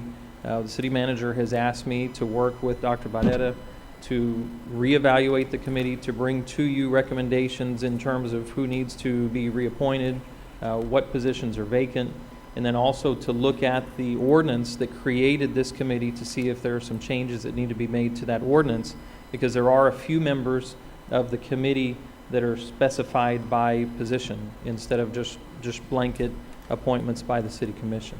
So I wanted to express that to you. I will bring you regular updates to let you know the status of that, and the intent is that for the next budget cycle, we will again have recommendations. We will again go through an application process and go through those funds in that way. And I'll be happy to answer any questions. Jeff, this is a discussion item. Let me express whether the commission agrees or disagrees, concerns for this. The committee, the budget committee is the commission. with the help of the professionals, management, which that's our form of government, and our finance director. That's where the responsibility lies. That's correct. I think to shirk our responsibility and put it in the hands of people who are not as engaged as we're supposed to be engaged does a disservice to the budget process. We're here to listen to everybody, okay? Their needs, their requests, and we have to make the decisions who gets what or who doesn't get what, based on the overall good of our community and based on the priorities. Having said that, the experience I had with this committee of well-intended citizens, all very nice people, this is nothing against them. The committee was politicized. There was a lot of bad feelings, and I don't think it served the purpose of the intent, I think. I'm against this. I think we should accept the responsibility. We're elected to represent, and that's deal with these budget matters, as we should, as elected officials. This is a discussion item. Anybody have any comments? Well, I guess my only concern is I'm shocked by your position based on your position earlier with the BCIC issue. I feel like I'm having some sort of deja vu with, we have well-intended people who wanted to participate in the Cultural Affairs Committee, but somehow that doesn't jive with the position on the BCIC. I just feel, a little confused. Yeah, I'm just a little confused by that.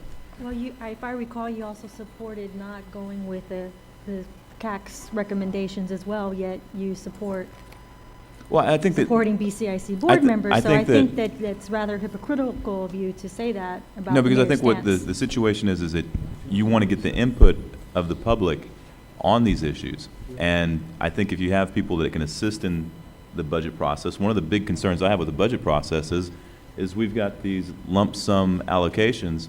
There needs to be a little bit more disclosure as far as what the line item issues are. And we could possibly have some little leeway or lead time into these discussions. Most of the information, and I've been very engaged in the budget process, I know some other people have as well, but a lot of this has materialized based on budget constraints, and I don't think there's any conspiracy issue, it has to do with a lack of funding and allocations that are made by management as to how funds are going to be expended, especially since we have such a large portion of this having to do with employees, and we have a situation where we haven't had employees get any raises in the last, 3-4 years? And, I'd like to have a lot more money for cultural affairs and those types of issues, but I don't know that that's necessarily there, and that's been one of our biggest constraints over the past year. I mean, we still have the museum, that's still a huge issue, and those are all things that are going to have to come up. Commissioner, what we saw this year in trying to activate the group again was the fact that we had members that no longer want to serve. Exactly. And the bylaws call for them to serve. So we need to go back and work on the bylaws. Charlie, not only that, but we're in August.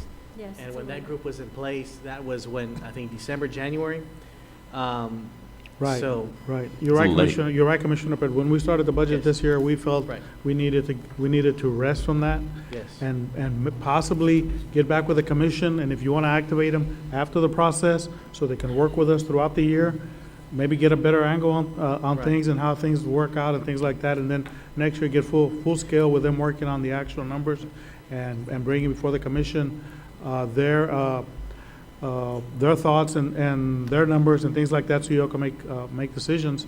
That'll be fine, but when we started looking at it this year, we left it behind for now because the bylaws need to be looked at and probably changed so we can address the issue of who serves, because some of the people that served no longer want to serve, and then we need to address who is going to serve for that person. We need to change the bylaws, basically.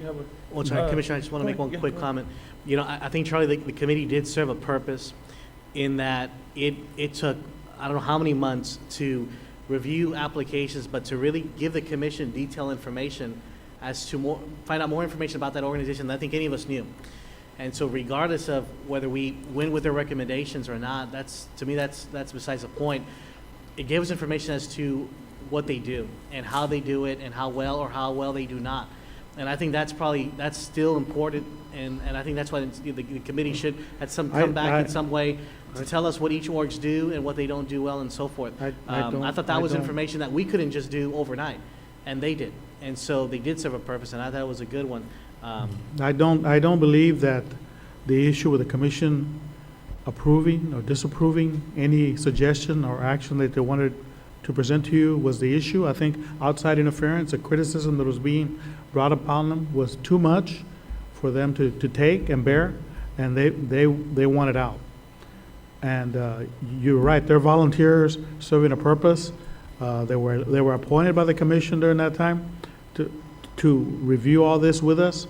I think there was a lot of hours spent with them, a huge amount of hours spent with them, where Dr. Barrera, Pete Gonzalez, the rest of us, we were in there hours and hours at a time with them.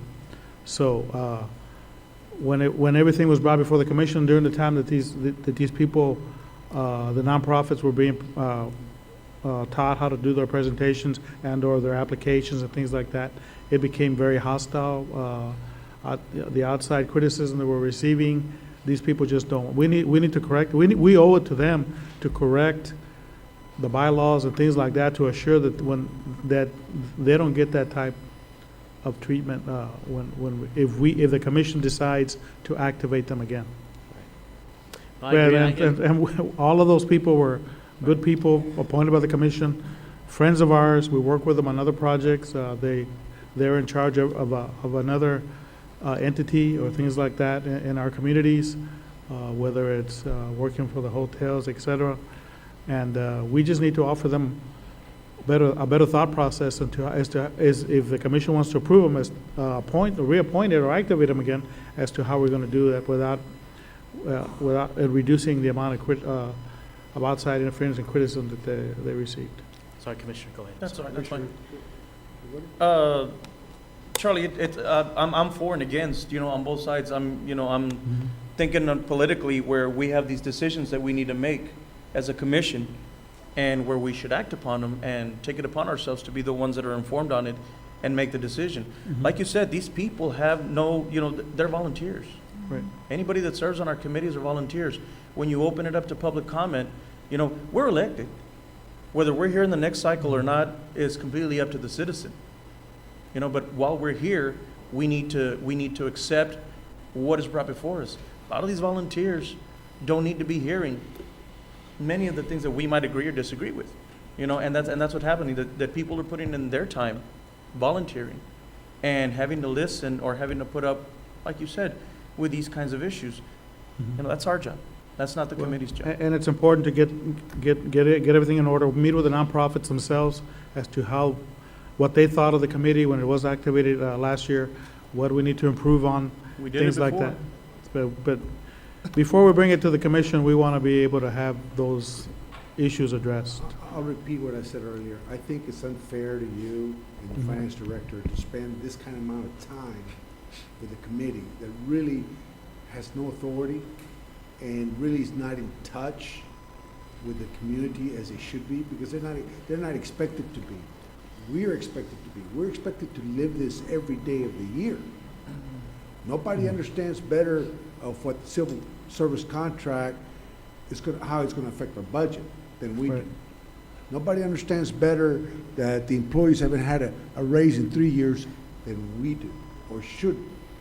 Okay? Nobody understands better of what you're going to do to the Brownsville Museum of Fine Arts if they don't get the funding to make the payment, as we should know. Okay?